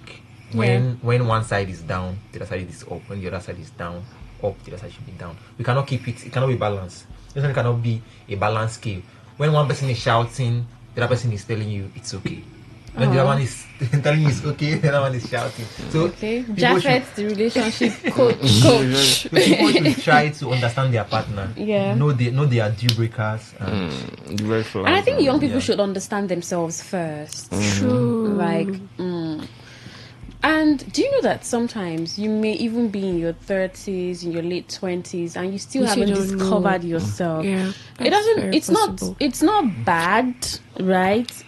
You may call it slow process. It also depends on your uniqueness or what you've been through, but it's a little more easier if you know yourself to bring another person into your world, into your space. Don't be pressured. Relationship, then they rush out. They don't. They will not listen.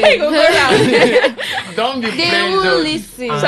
And one thing about this thing, like during this talking stage, they don't tend to get to know themselves. True. You just want to be going out. Yeah. You don't want to be going You're out. in talking stage and you're not asking you're already questions. going to his You place to understand? sleep over. Talking stage should be what are your Questions, lives, like real life what are your questions. dislikes, Not taking somebody out.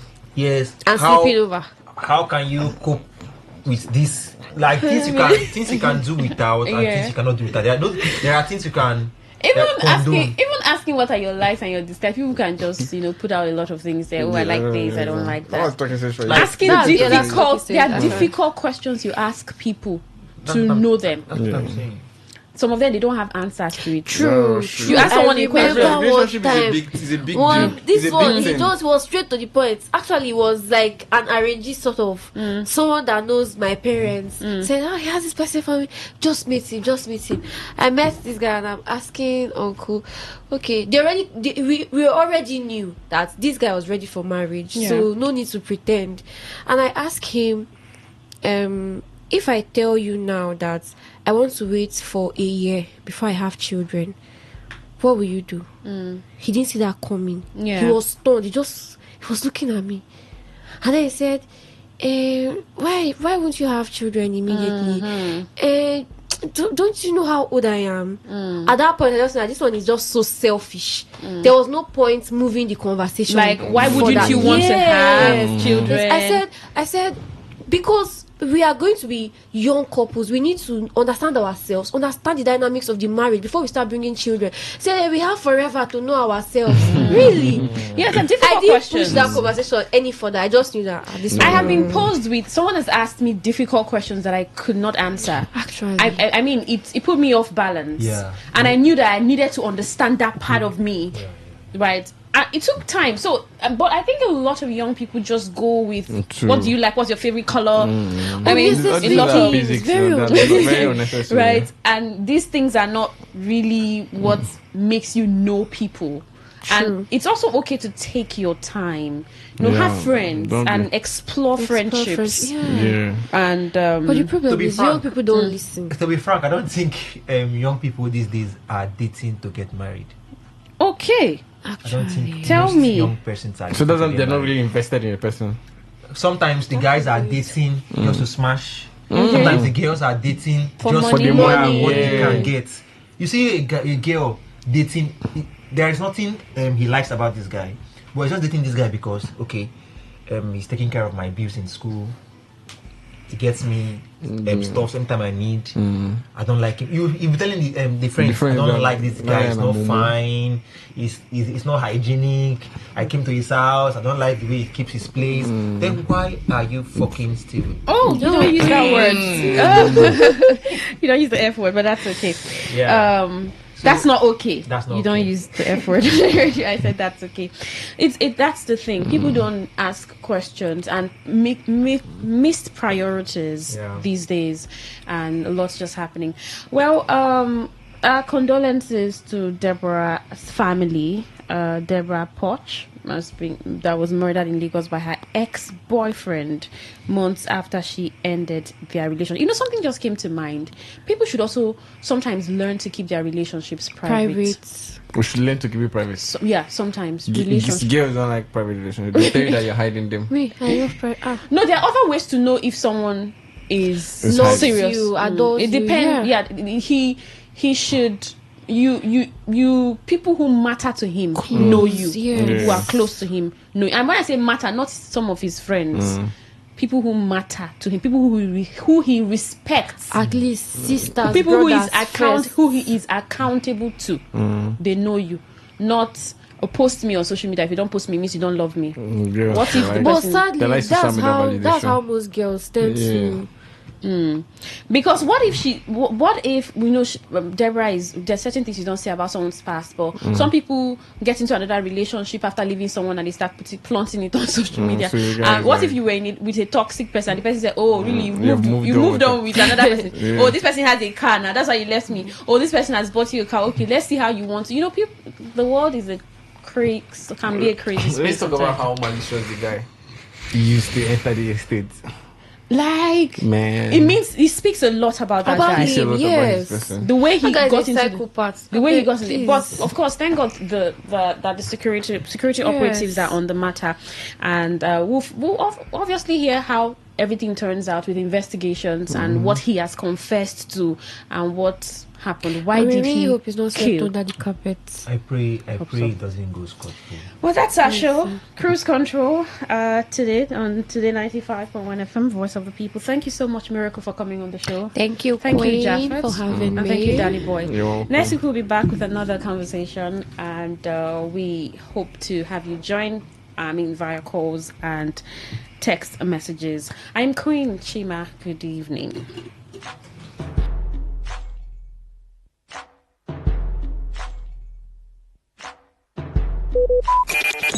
Talk radio. I listen to a lot of talk radio. 95.1 FM.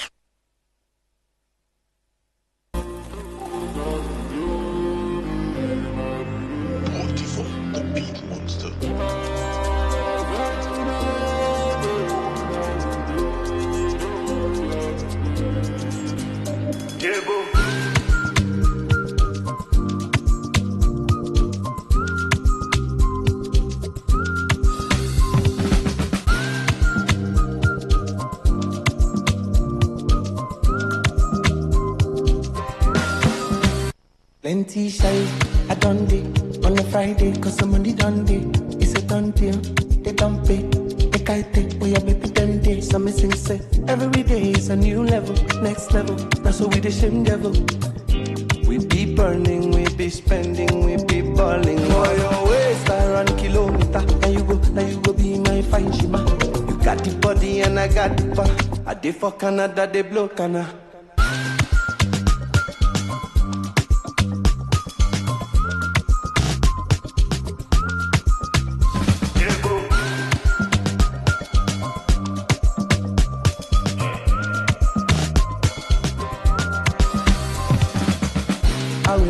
Feel some things, I wanna hold some things. Cause as I did like this, my body did on things I think. Now you need my mind, oh. Give me your tools, make I utilize, oh. Go on your knees, handle on my mic, oh. Shift up your pants, make I gonna slide, oh. For your waist, I run kilometer. Now you go be my fine shima. You got the body and I got the bar. I did for Canada, they blow Canada.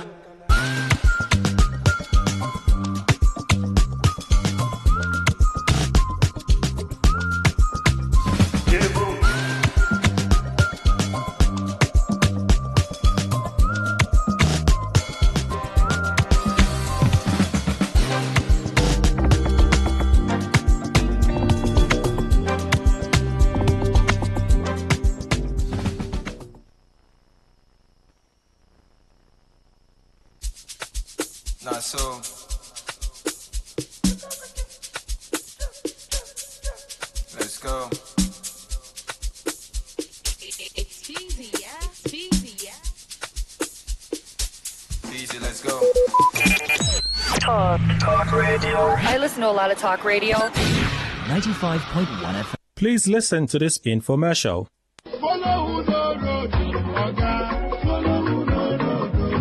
I follow who no road. Even DJ, follow who no road. Greetings to you, wonderful people of River State. Thank you for joining us on this health enlightenment, sponsored by Baba Champion Herbs. Baba Champion Day for Stand 9 for this herbal fair going on at Isaac Borough Park, opposite my one flyover, Port Harcourt. Let's hear from the chief consultant of Baba Champion Herbs. Thank you so much, dear listener, for being with us. I am the chief consultant of Champion Herbs International. We day for Stand 9 081 377-13684. Today, I want to talk about erectile dysfunction. Please, could you break it down so everybody can understand this? Erectile dysfunction is the inability to get and keep an erection firm enough for intercourse. Having erection trouble from time to time is not necessarily an issue for concern, but when it happens frequently, it becomes a problem. It can cause stress, affect your self-confidence, and contribute to relationship problems. This problem of getting or keeping an erection erection can also be a sign of an underlying health condition that needs treatment. Male sexual arousal is a complex process that involves the brain, hormones, emotions, nerves, muscles, and blood vessels. Stress and mental health concerns can cause or worsen erectile dysfunction. Common causes include alcoholism and other forms of substance abuse, sleep disorders. If you don't sleep well, it can affect your performance. Tobacco use, too much sugar in the body, obesity, metabolic syndrome, which is a condition involving increased blood pressure, high insulin level, body fat around the waist, among others. We therefore stand 9. 081 377 13684. Baba Champion Herbs. We are not jack of all trade. We focus mainly on those issues that cause embarrassment to you as a man. You can call us on 081 377 13684. Does it come with symptoms? Of course, it comes with a lot of symptoms which, if neglected, could result to terrible conditions. The symptoms include trouble getting an erection or keeping an erection, reduced sexual desire. You find yourself as a man, you don't have urge at all. When you experience other sexual problems, such as premature ejaculation or weak erection. Other ailments such as diabetes, heart disease might also be linked to erectile dysfunction. Visit an expert. We therefore stand 9. 081 377 13684. 081 377 13684. Any advice to our listeners? I advise any man with any of these symptoms to quickly visit an expert. Even if it gets you embarrassed talking to an expert, never mind that. Most times, treating an underlying condition is enough to reverse erectile dysfunction. In other cases, medication or direct treatment helps a lot. So, when you see yourself in this situation, don't feel ashamed to talk to an expert. We therefore stand 9. 081 377 13684.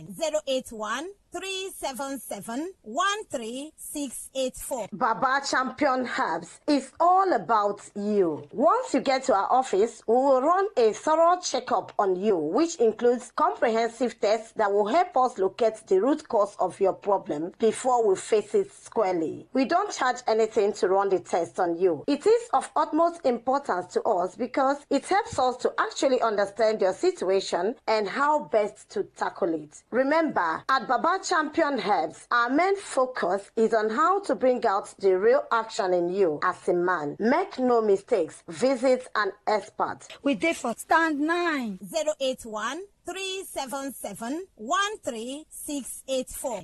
081 377 13684. Thank you very much. Follow who no road, Oga. Follow who no road. Abobi follow who no road. Even DJ follow who no road. And that was a paid infomercial. Port Harcourt, are you ready? Today, 95.1 FM, the voice of the people. Radio has never been this good. Today, 95.1 FM, Port Harcourt. Please listen to this infomercial. Hello and welcome to this health enlightenment program brought to you by Chief Jagade. I am currently at the ongoing herbal exhibition taking place at Isaac Borough Park, Mile 1, Port Harcourt. I occupy stand number 27. Stand number 27 at Isaac Borough Park, Mile 1, Port Harcourt. You can reach me on 070 66 95 1192. Again, 070 66 951192. We are going to discuss vein problem. Vein is the major pillar of the body. That is why when blood cannot pass very well, when you have any problem with your veins, that part of your body where the vein is located will not be able to function properly. You may be feeling numbness in some parts of your body, like that part of the body is not working again. If you are experiencing general body pain, back pain, chest and waist pain, if you have joint pain, or you are finding it difficult to walk from one point to another, some people cannot even even bend down and pick up an object from the ground, especially during cold season. And some, their legs may even swell up. Some, their hand is shaking like this. Some cannot even wear bathroom slippers. Others cannot walk without crutches or walking stick. Some are now in wheelchair. Others are even bedridden. They cannot do anything. They cannot go to work anymore. Don't die in silence, no matter how long this has been going on. I am currently at the ongoing herbal exhibition taking place at Isaac Borough Park, Mile 1, Port Harcourt. I occupy stand number 27. Stand number 27. You can reach me on 070 66 95 1192. Again, 070 66 95 1192. Some people are experiencing various pains and various parts of their body is not working very well, especially at the man organ region where all the veins in the body meet together. That is why many young people can no longer hold ground with their partner anymore when it comes to man and woman affair. That is why you need to visit the appropriate healthcare giver for proper healthcare and advice to tackle this issue. Poor vein function means poor flow of fluids or blood in the body, which translates to low libido, weakness of the body, painful and difficulty in urination, sometimes frequent urination, which can cause a serious emaciation, making the person to become very lean. When it is in a woman, poor vein function can affect the monthly visitor and contractions in a woman's body due to blocked veins. It can affect the flow. Sometimes it will be going on and off or cease completely. The flow can change color and have an offensive odor as well. Poor function of vein in some areas of the body can affect even your sight, causing swollen eyes, redness, leading to blurred vision, itching, and even pain in the eye because blood flow in that area is not normal again. It has been blocked. At our stand, I am currently at the ongoing herbal exhibition taking place at Isaac Borough Park, Mile 1, Port Harcourt. I occupy stand number 27. Stand number 27. You can reach me on 070 66 95 1192. Again, 070 66 95 1192. You can explain better. You will talk to us and we will talk to you so that your body will not remain the same. These herbal are what our forefathers were using. That is why you will find out that some of them will be 80 years but they will still be going to the farm, doing their work. They will be married to their wife and their wife will still be happy because of their strength and they will be able to take care of them very well. My name again is Chief Jagade. I occupy stand number 27. Stand number 27 at Isaac Borough Park, Mile 1, Port Harcourt. You can reach me on 070 66 95 1192. Again, 070 66 95 1192. If the symptom persists, visit the nearest healthcare giver. Thank you for listening. Bye-bye for now. And that was a paid infomercial. Talk radio. I listen to a lot of talk radio. 95.1 FM. Real talk, real life. The heart of the family. From challenges we face to the hope we see. It's Sunday Family Special with Queen, where healing begins and love grows deep. Join Queen every Sunday as we dive into the things that matter. From struggles to solutions, silence to stories, hurt to healing. Because family isn't perfect, but together we can make it better. Sunday Family Special, only on Today95.1 FM, Voice of the People, 9 p.m. to 10 p.m. Let's talk, let's grow, let's heal together.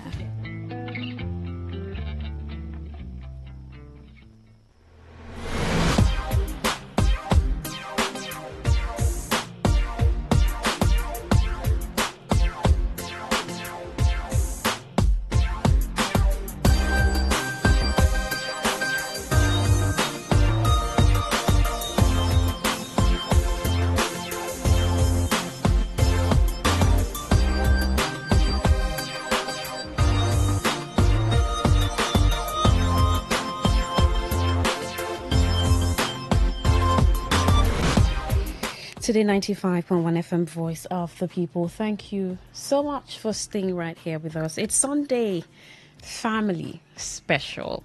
My name is Queen Chima. The Sunday Family Special is every Sunday, 9 o'clock to 10 p.m. Here we talk about the family and everything about it. Today we're going to be looking at, I think this conversation concerns people who are about to begin a family. And it's as important as even people who have started. So we're going to be looking at when should a man and a woman decide to build a family. Several reasons why people just say, oh, wow, it's time to get married. Maybe the man just realizes that I want to get married and he finds himself a woman, or someone finds him a woman, or somehow a woman just is in the picture and then he gets married. Do you begin a family the moment you get married? When you get married, does it mean a family has started? Well, we're going to get into all of that with our guests, Daniel Washington, who's here in the studio. Good evening, Daniel Washington. Good evening, Queen. How are you doing? I'm doing fine. How about you? Very well, very well. I mean, that question I asked, do you begin a family the moment you get married? Well, the question will be answered first. The first question we should answer is who make up a family? Okay. Father? Mother, children.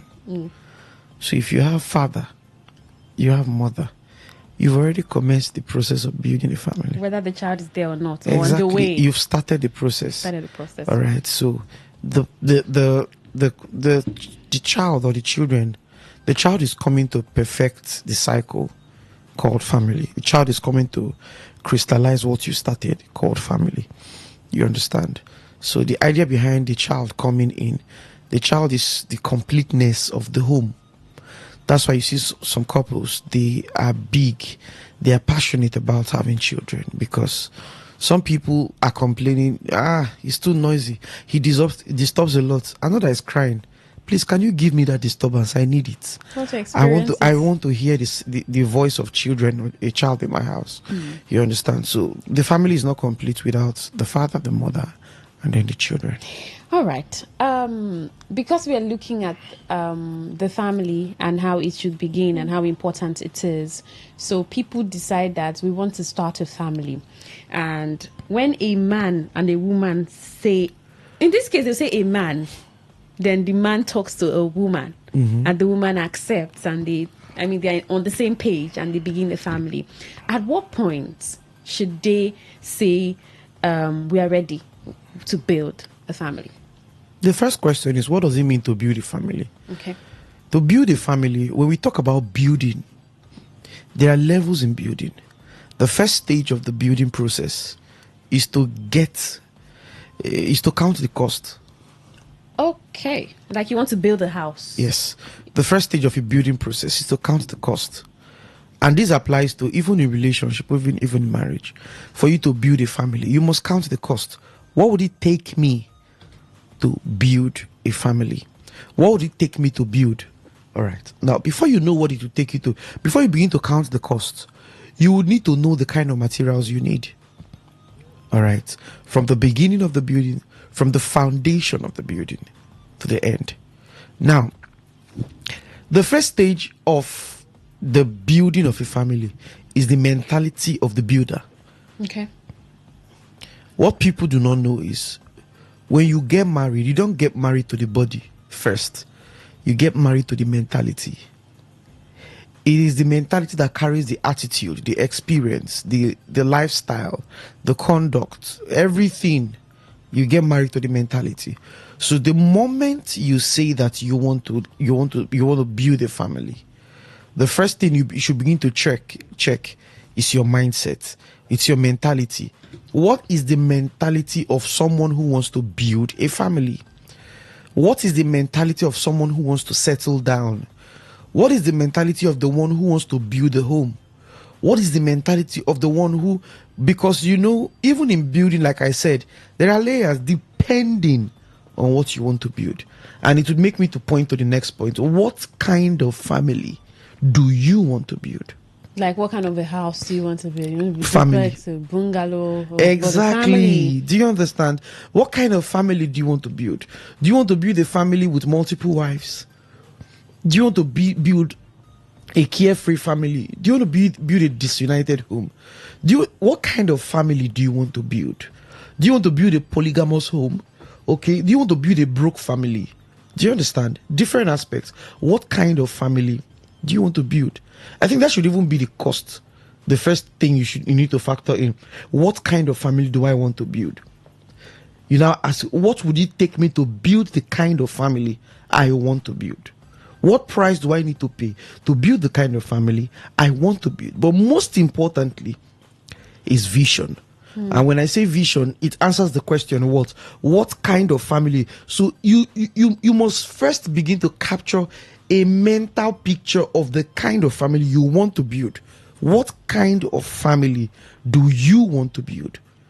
You have to spend your time processing that, thinking about that. What kind of family do you want to build? What price, what would it take for me to build the kind of family that I want to build? When you count the cost, you now begin to ask yourself, in the costing to build this kind of family, which one do I have? Which one do I need to acquire? You can have money, but you have temper problem. You can have money, but you have communication problem. You can have money, but you are stingy. Okay, there are a couple of factors. You understand? So what material to build this family do I have? And which other one, what else is left for me to build the family?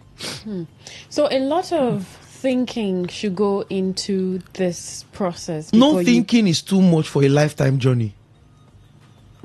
We are dealing with a lifetime.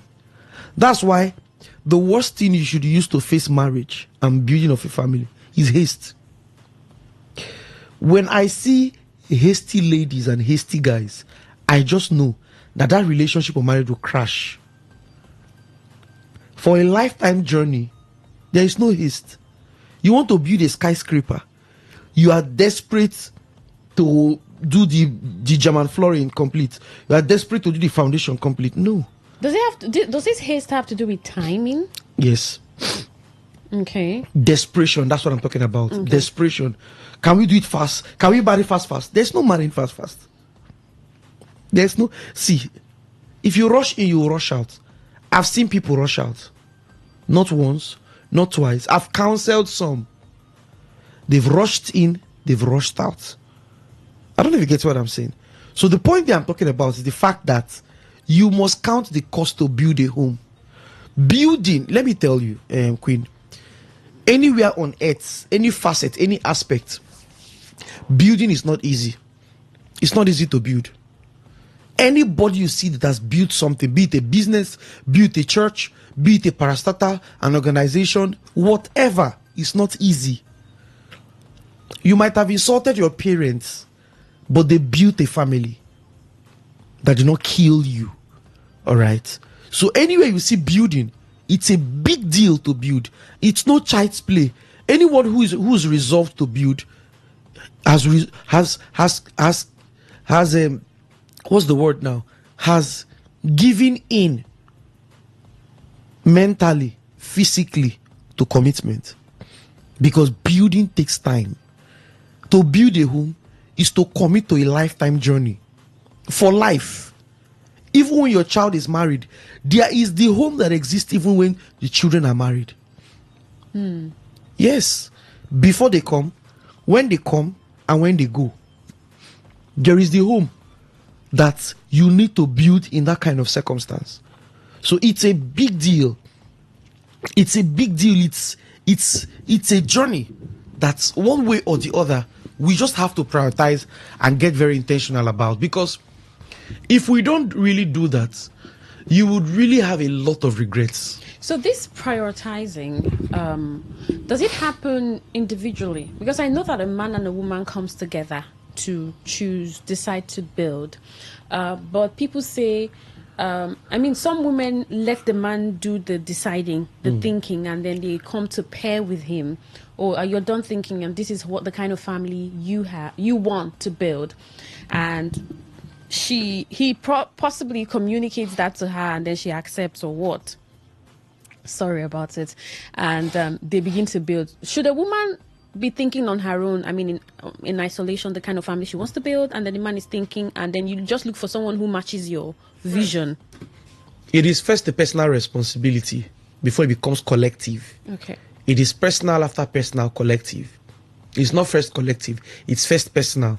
It is first individual. What kind of home do I want to build as a man? What kind of home do I want to build as a woman?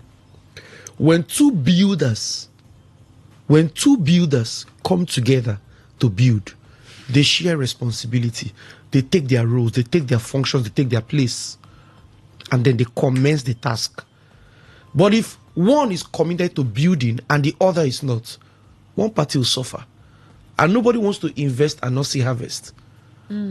Nobody wants to find himself or herself in that kind of situation. So what are those areas of consideration? These days, people talk a lot about finances. You've mentioned vision, right? But there are some specific areas. People talk about, what's your financial state like as the man? They ask the woman. There is no, let me even point it out, Queen. There is no financial anything. Just have. Really? Why would you say that? I'll tell you, yes. I'm saying it authentically. Just have a stable, active income, not passive income.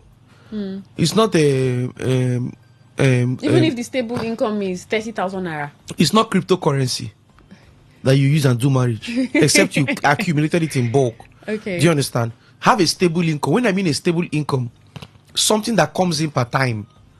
Do you understand? No matter how small? It depends on what you call small. Or little. You can't be saying 30,000 naira. Except the both of you agree. Whatever you say the figure is, the both of you will agree. I've seen marriages where the man came out and said, okay, look at what I have. Will you marry me like this? But it will not be like this forever. And the man said, I will marry you. And you guys sign up and you go on the journey. I don't think that's what I'm saying. That's what it is. It's good to have 1 million, 2 million, 3 million traveling income. Beautiful. But my point is, just have a source of income. Something that comes in, something you can plan up with. That's the most, something you can plan up with. Yeah. Apart finances, what are those other areas of decision? Well, the thing is, there is finance, all right? There is spirituality. I don't like to pull this down. I told myself early this year that I will not stop speaking about the God factor when it has to do with relationship and marriage and building a family. There is the God factor. Why? Because the family institution and the marriage institution is one institution that it's not a man-made institution. It's a divine institution. It's an institution set up by God himself. All right? So we cannot run it on our terms. Do you understand? We can't run it on our terms. So you must prioritize the God factor. All right? The financial structure, vision.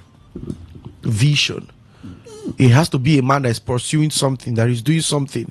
A woman too that has discovered herself, that is confident, vision. I can't give all, yours truly, I can't give all. But I've mentioned finance, I've mentioned the God factor, I've mentioned vision.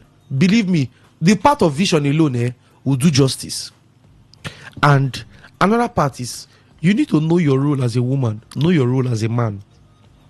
It will help against clash of authority. Okay. But off my head, I'm thinking that there could be a number of other reasons why people decide to build a family that may be wrong. Okay, let me hear you. So some people say, okay, I just have to get married to him, or I just have to get married to her, and part let's just start off. Part of the reason why people build my family that is wrong is desperation. My age is ticking. I've seen a 50 years old man get married. Yes, my age is ticking. How fair is that? It's not about the age, it's about love. When I mean love, have the both parties agreed? Are they in sync? That's all that matter. So it doesn't have to be when you're 18 or 20, in your 20s. I've said it on the air and I'll keep saying it. Age is not as important as the mindset. The age bracket to get married is your mentality. I've said it countless times on this seat. I've said there are 30 years old babies and there are 70 years old men. The difference is just the age and the mindset. You marry mindset. There are boys who chest responsibility like men, but very tender in age. So the age thing is not, if you go to Israel, where they teach them to manage their father's assets at 18. All right, at 21, they are married. At 25, you're already done giving birth to children. It's just that in Africa, we like lateness. Africa is synonymous to lateness. Check it. Synonymous to lateness.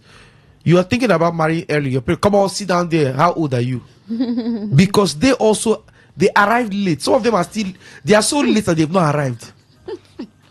Daniel Washington. Yes. This lateness thing. Some parents are so late that they've not arrived. Okay. I'm telling you, that's the tea. There's what is called early satisfaction. Yeah. There's something called early satisfaction. A lot of our parents were never satisfied early. They're not even satisfied till now. So Africa is why we like it late. Believe me when I say, and they talk, they laugh. I'm not joking. I'm serious. We like it late. We love it late. Okay. See, let me tell you. Intentionally plan the life of your child and see whether it will be late. I don't know why you're... No, what comes to mind for me is especially for some men who would want to I was talking to a group of young men in their early 30s, and I had an interview with one of them, and he was married at 28 already, or 27. I was like, oh, that's early. I married at 28. Yeah. Okay. And in my head, I was late. Okay, that's you, right? And I told him that's early, because I think I started asking him, how do you know that you want to get married to this woman? And he said to me, when a man sees the woman he wants to get married to, he knows. That statement he made, I can talk on that statement for the next 2 months. So he said the moment he saw his wife, he met her, he knew that was his wife. So I was talking about the age, and I said that's early, considering where he's from, the part of the country he's from, where they like to make money, right, and get to a particular age. Is he an Anambra man? Yeah. No, he's not. I thought he was. Okay. But he's from I think Abia or so. But I actually thought he's Anambra. So they like to make money. I mean, I need to make all the money in the world before I get married to her. So that came to mind, and that's why I'm laughing about Africans and lateness. Yeah, and I'm unapologetic about it. Yeah. We love it late. Like we love it very late. How can you what should I give you another proof? Please. Solid proof. In my city at the moment, any young boy now they see driving a very clean Benz, the security men will stop him on the road and search. Yeah. Because they believe he stole the money. You know why? Those security men who are stopping, they are already late in life.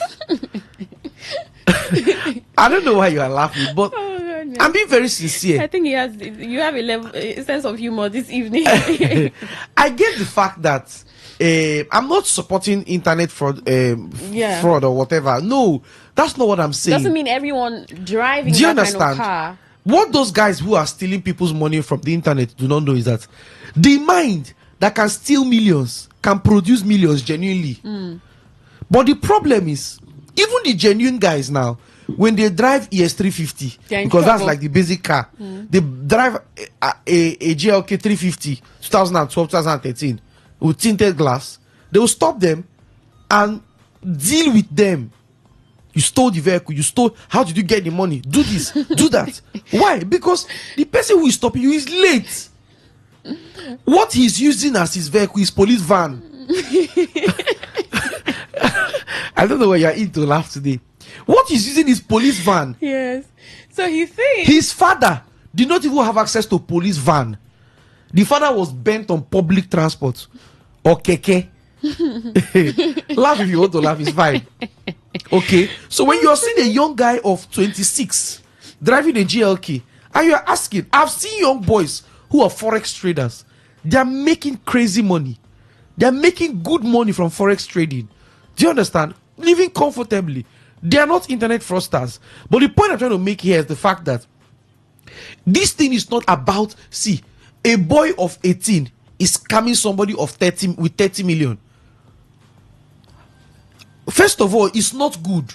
But What kind of brain does he have to scam somebody at a guy of 18, 15, 17, 25, scamming somebody of $20,000? It means that his brain can build a company. Do you know the intelligence to steal from the internet? Let's not go there. I've interrogated a couple of them. So much intelligence. Those guys read manuals. They read materials. They pay for classes. They join schools. They go to HQ. Where they are cooked. Do you understand? As bad as what they do is, but look at the level of intelligence. Look at the sophisticated education involved. That's to tell you that this thing about progress, this thing about marriage, relationship, is not so much of the age as it is of your preparation. Be big on preparation. Yes. I'll ask you how people should prepare, because someone may be thinking, okay, I think I should start preparing, because I don't even know if I am preparing. But we were talking about the wrong reasons people may decide to build a family. You know, maybe a lady gets pregnant and she says, "Oh, you have to get married to me. My parents will not like," and all of that. Is that a wrong reason? Pregnancy should not translate into marriage. But there are people who say because she's pregnant, even families come together and join them. That's what I'm saying. If in the circumstance the guy says no, okay, they should not break his head. Okay. Because whilst pregnancy does not bring an end to the girl's fulfillment, pregnancy should not translate into marriage. What if the two folks who had that affair and got pregnant, they are both ASAS? Oh. So pregnancy should not translate into... I've seen instances and situations where it does, but I'm saying to say it should not translate. It should not always be the standard for building a family. Okay, so let's talk about preparation now, because over time you have talked about vision. You want to build, you need to plan, you need to prepare, you need to, like an architect would do the drawing and then all the stages before a building starts, at least so that the building does not collapse, because we've seen buildings that how many stories, and you say the collapse, and they are beginning to investigate, and there wasn't proper preparation for the house to be built. So to avoid collapse, it means there has to be a lot of preparation. So how does this preparation work for an individual? And then when you come together collectively, is there supposed to also be a level of preparation together? Yes. Like I said, there is personal preparation and there is collective preparation. Personal preparation is the one you have to do for yourself. I want this kind of marriage. What role do I play to have this kind of marriage? You do it. Collective preparation is when the both heads come together. How can we achieve? You achieve a set goal in building a family by shared responsibility. What is my responsibility? What is your own responsibility? Do you understand what I'm saying? You share the responsibility and you set goals and you forge ahead. That's the truth of the matter. I've always said it countless times. Preparation, you cannot downplay preparation. If you downplay preparation, you will still enter inside marriage and prepare. You go through the school. Believe me, marriage, when you are dating, you are standing. When you get into marriage, you are sitting. You sit. It's very funny. You can fake anything you want to fake in dating, but you can't fake in marriage. You can't fake in marriage, you. Very harsh realities. You can't. Oh boy. Hey, I wanted to say something. If in your dating relationship you are wearing trousers, no, skirt, long skirt, he doesn't know how key your leg is. When you get into marriage, the day you mistakenly want to, he will not know. He said, Jesus.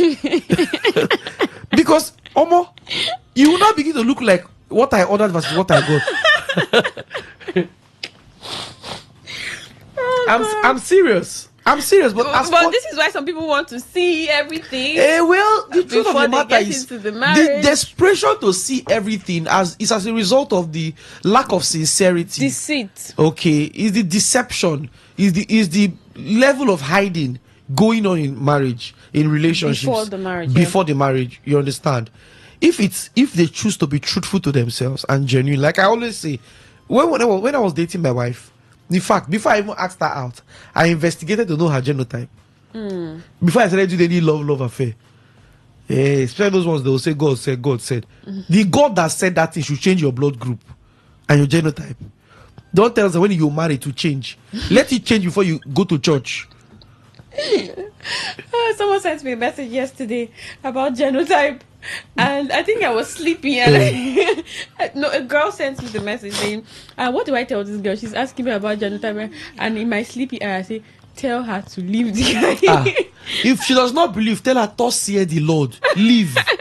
I need to play that. I need to play that voice, the way I said it. I said, "Tell her to." It was to leave the guy. Tell her to leave the guy. Tell her to leave him if she's the one. They'll be fine. It'll be hard, but they'll be fine. There are ways, but does he have money? Does he have money? And it's stressful. Very stressful. I was leaving when I responded to this. It's not. See, marriage is not emotional. Genotype. It's not. See, I've seen couples that the pastor told, "Please don't enter. Just wait, don't enter." She's heirs, he's heirs. They say we're in love. We're in love. The pastor is trying to block their shine. Okay. Please don't enter. They went to his back and did wedding. As I'm talking to you today, they don't have a child. They are going to give or take. They are going to 10 years in marriage. Till today, they don't have a child. AS. What will you give birth to? It's not sickle cell. It's not emotion. I say when I was about to ask my wife out, dating, I investigated her genotype. I didn't even bother asking her. I investigated to be sure of, before I begin to do, I am in love. No, that one is very sacrosanct. It's very important. You cannot afford to bring a child into this world to suffer. It's part of the preparation. Part of your preparation. Know your genotype. Know your blood group. What are your allergies? Are you from a sickly family? Know all of these realities. These are very strong realities. What are your foundational traits? Where people come from? Are your girls very stubborn, strong-headed? Where you come from? Are you guys prone to being broke? Realities. Where you come from? Is your lineage full of school dropouts? These are things. It's part of the preparation. So you will know, in quote, you will know the devils you'll be fighting when you get into the union. Yeah. All right? Sometimes some ladies possess a level of stubbornness that looks like accumulation. Their mother's sisters, mothers heaped stubbornness on them. Very stubborn.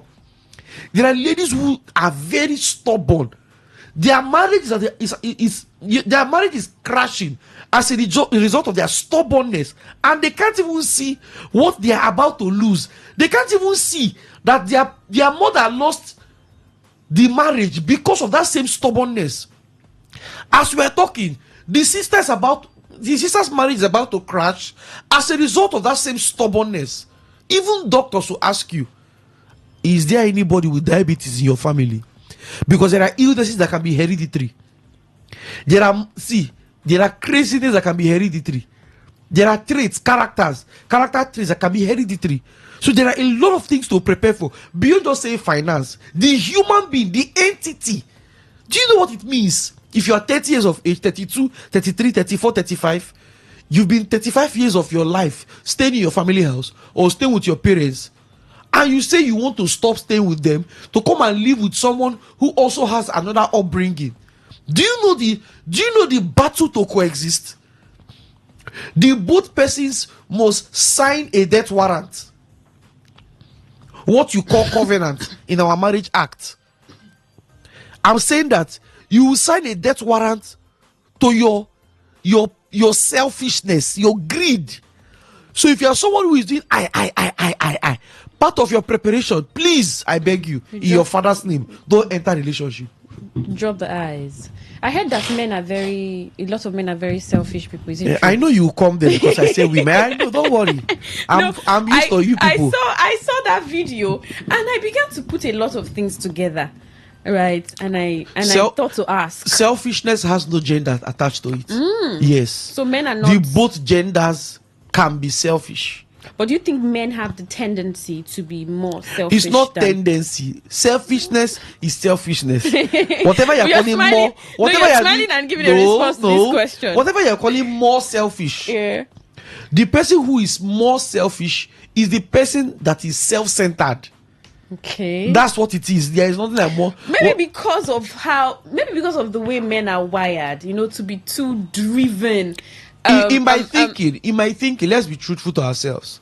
In my thinking, selfishness resides more in the corridors of women. Really? And I'll tell you why. Why? Because they are crazy attention seekers. Like, they are desperate. They crave attention virtually all the time. They crave security. They crave the protection. Let me tell you what you don't even understand. But men are all about gaining power, money, wealth, women. Is that not a level of pursuit that could make the man selfish? 65% of the men, check very well. All the money they are pursuing is to be able to take care of their family. Okay. Tell yourself the truth. Is it not to have a certain feeling? See, my point is, yes, it is for the family, but is it not from a place of just to feel good? Because they can't stand the shame of not being able to provide. Is that not so much problem? Of which problem? Of him, to him. Will you want to marry who cannot take care of you? Not that. No, answer me now. Does it not get to extreme? Will you want to marry who cannot take care of you? I think I like our conversation. You would not want to get married to who cannot take care of you. So if he's going the extra mile to see to it that he should provide, the only thing there is when presence is being converted to present. In other words, when he chooses to monetize his attention, that's when there is a problem. Okay. But I'm saying to say that it is in the heart of every genuine man to provide, to work extra hard, to make sure the well-being of the family is intact. Guess what? You ladies are wired to enjoy. See, let me tell you. Enjoyment. You people are wired to support. Yeah. You people are wired to help. You people are wired to enjoy.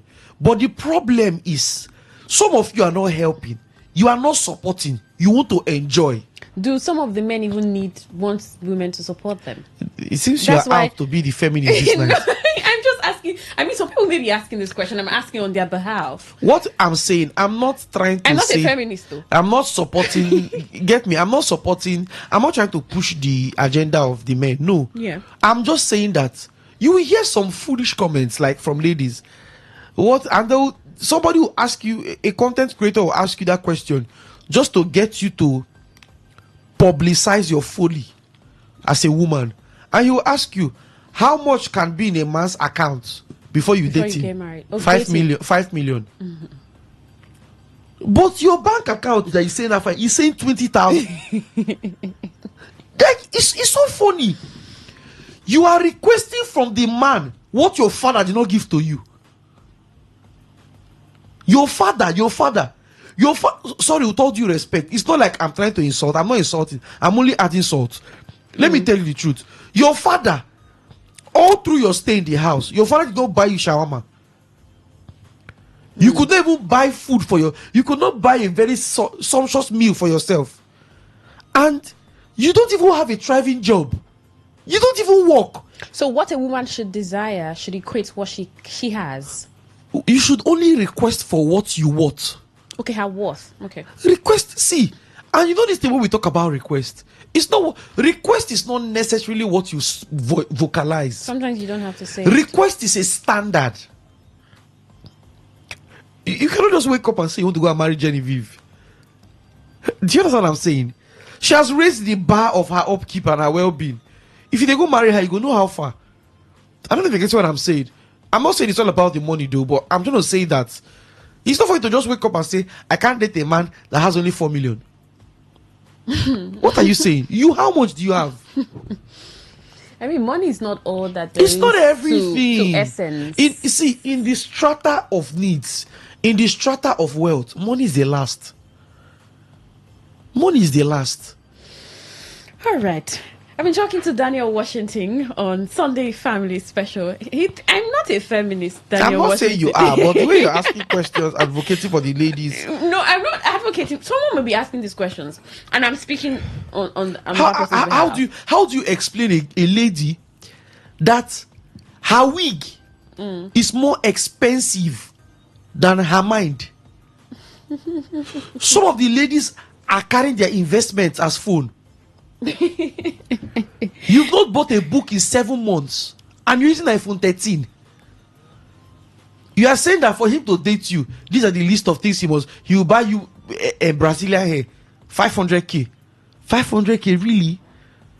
When the wig they sell 7,000 at my one market on the floor, bend down select, you can't even afford it for yourself. And you're demanding for a wig of 500,000 naira. So that's why they will give you the 500,000 and make a mess of your face through beating. So in essence, preparation is, I mean, a man is preparing at his end, a woman is preparing. So you don't just expect a man to come with a placard of preparation. Exactly. And then preparation is two-sided. It's not just one-sided. All right, so Sunday Family Special on Today 95.1 FM, Voice of the People.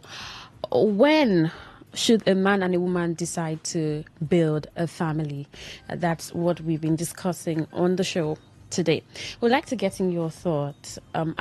I mean, our guest has shared certain criteria, expectations, and probably targets that you should meet as an individual and then collectively before you say, okay, all right, let's build a family. Because it's not about the wedding, I mean, the destination wedding, the thousands of people that attended the marriage, the wedding ceremony. It's about what you have ahead of you. So what are those things that you should consider as a man and as a woman before you choose or decide to build a family?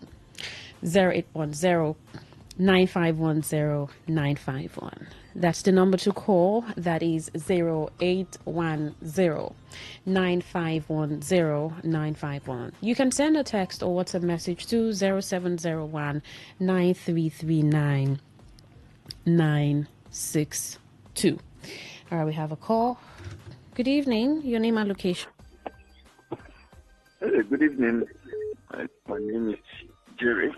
All right, good evening, Jerry. Yes, I just want to commend your guest here. He has made it wonderful. I like his presentation over you stuff.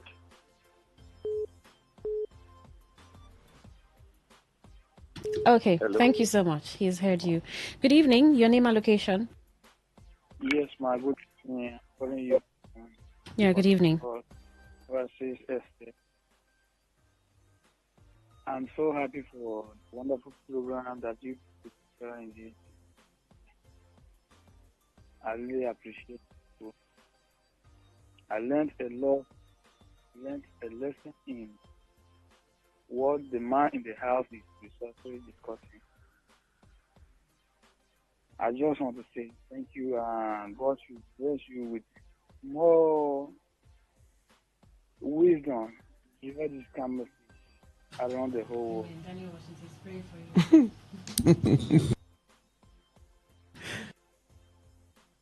Thank you. All right, thank you.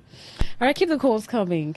Somehow you've decided to bless Daniel Washington, but I've got no blessing to go home with. That's fine. 0810-9510-951. That's the number to call. That is 0810-9510-951. You can send a text or WhatsApp message to 0701-9339-962. And when should a man and a woman decide to build a family? Good evening. Good evening, my sister.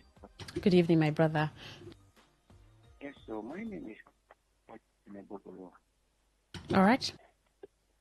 I think the brother who has done very, very well regarding what you guys said. My dear sister, honestly, let's put it straight is fair. A truth must be told. And that is only how a society will or change. Most of our girls or women has abandoned the reason why they are called the lady woman. Many of them said, they don't even want to do anything. They so quick. Money. They just want to grab my own mix. They don't want even to cool down, think, or even ask themselves what do they want as a person and go for that thing they want, work for it and get it. All right. A brother was saying something, he was saying,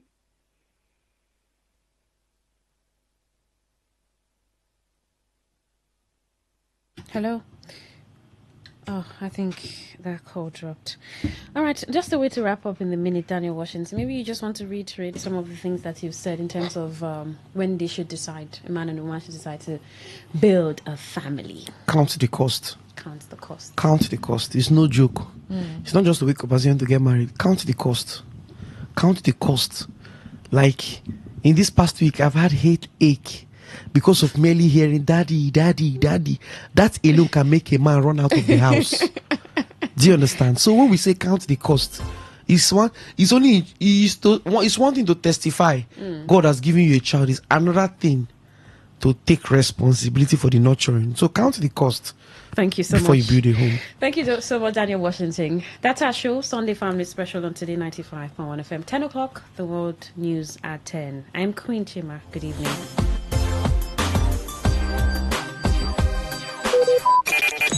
Talk radio. I listen to a lot of talk radio. 95.1 FM. Please listen to this infomercial. Good day, my lovely people of Rivers State and the environs. The voice where you dey hear so na the voice of Mama Oni. Mama Oni, that Yoruba woman wey sabi only about man matter. I dey always dey treat you, my people. They greet you, say God no go let us stay disease, stay spend the whole of our lifetime. If you be man, wey be say you dey notice say something dey happen inside your body, but the thing no dey there before. Maybe na long time toilet infection na im cause your own. Abi you be man wey be say you no dey take care of yourself. Abi you be man wey you like to dey take cocoa thing. Abi you be man wey be say you get different thing wey you contact from river. Abi from where you dey make intercourse. If all this thing enter inside your body as a man, if you gather themselves together wey be say no go let you fit stand gidigba as a real man.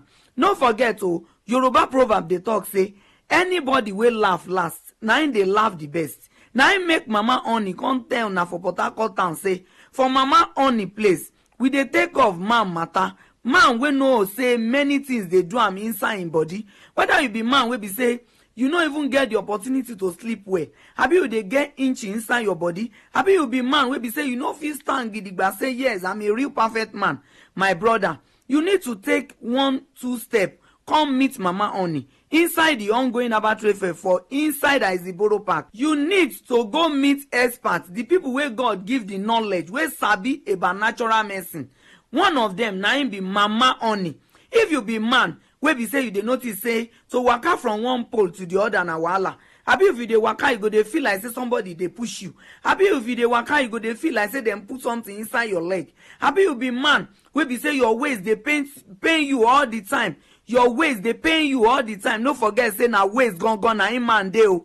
Man wey waist dey pain, you no go fit talk say I'm a real man. Abi you be man wey be say all the time if you dey talk among people, you then go dey perceive odor from your mouth. Abi your body go dey inch you like say you take yam water take rub body. Abi make your body dey pepper you like say you take yam water take rub body. Who tell you say na only woman na im dem dey put blame for the happiness of the home?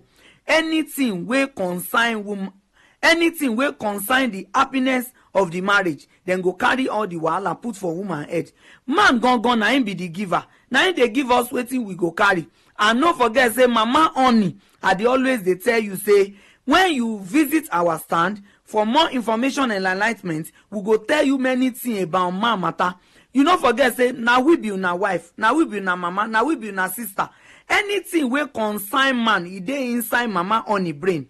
Use the opportunity wey dey happen now for inside that is the borrow park. Come visit mama honey for information and enlightenment about your health related matter, about your health related problems. No forget say God na him dey do everything, but God no go come from heaven. Now God go direct angels to us human being. Anything wey you dey do, just believe say you go do am well, because Oyinbo people say anything worth doing at all is worth doing well. Now I make mama honey dey always dey talk and say, I no be God o, I only understand the efficacy of natural medicine. As you sabi your daily activity, na so mama honey sabi natural medicine about man problem. No forget, na stand 17 I dey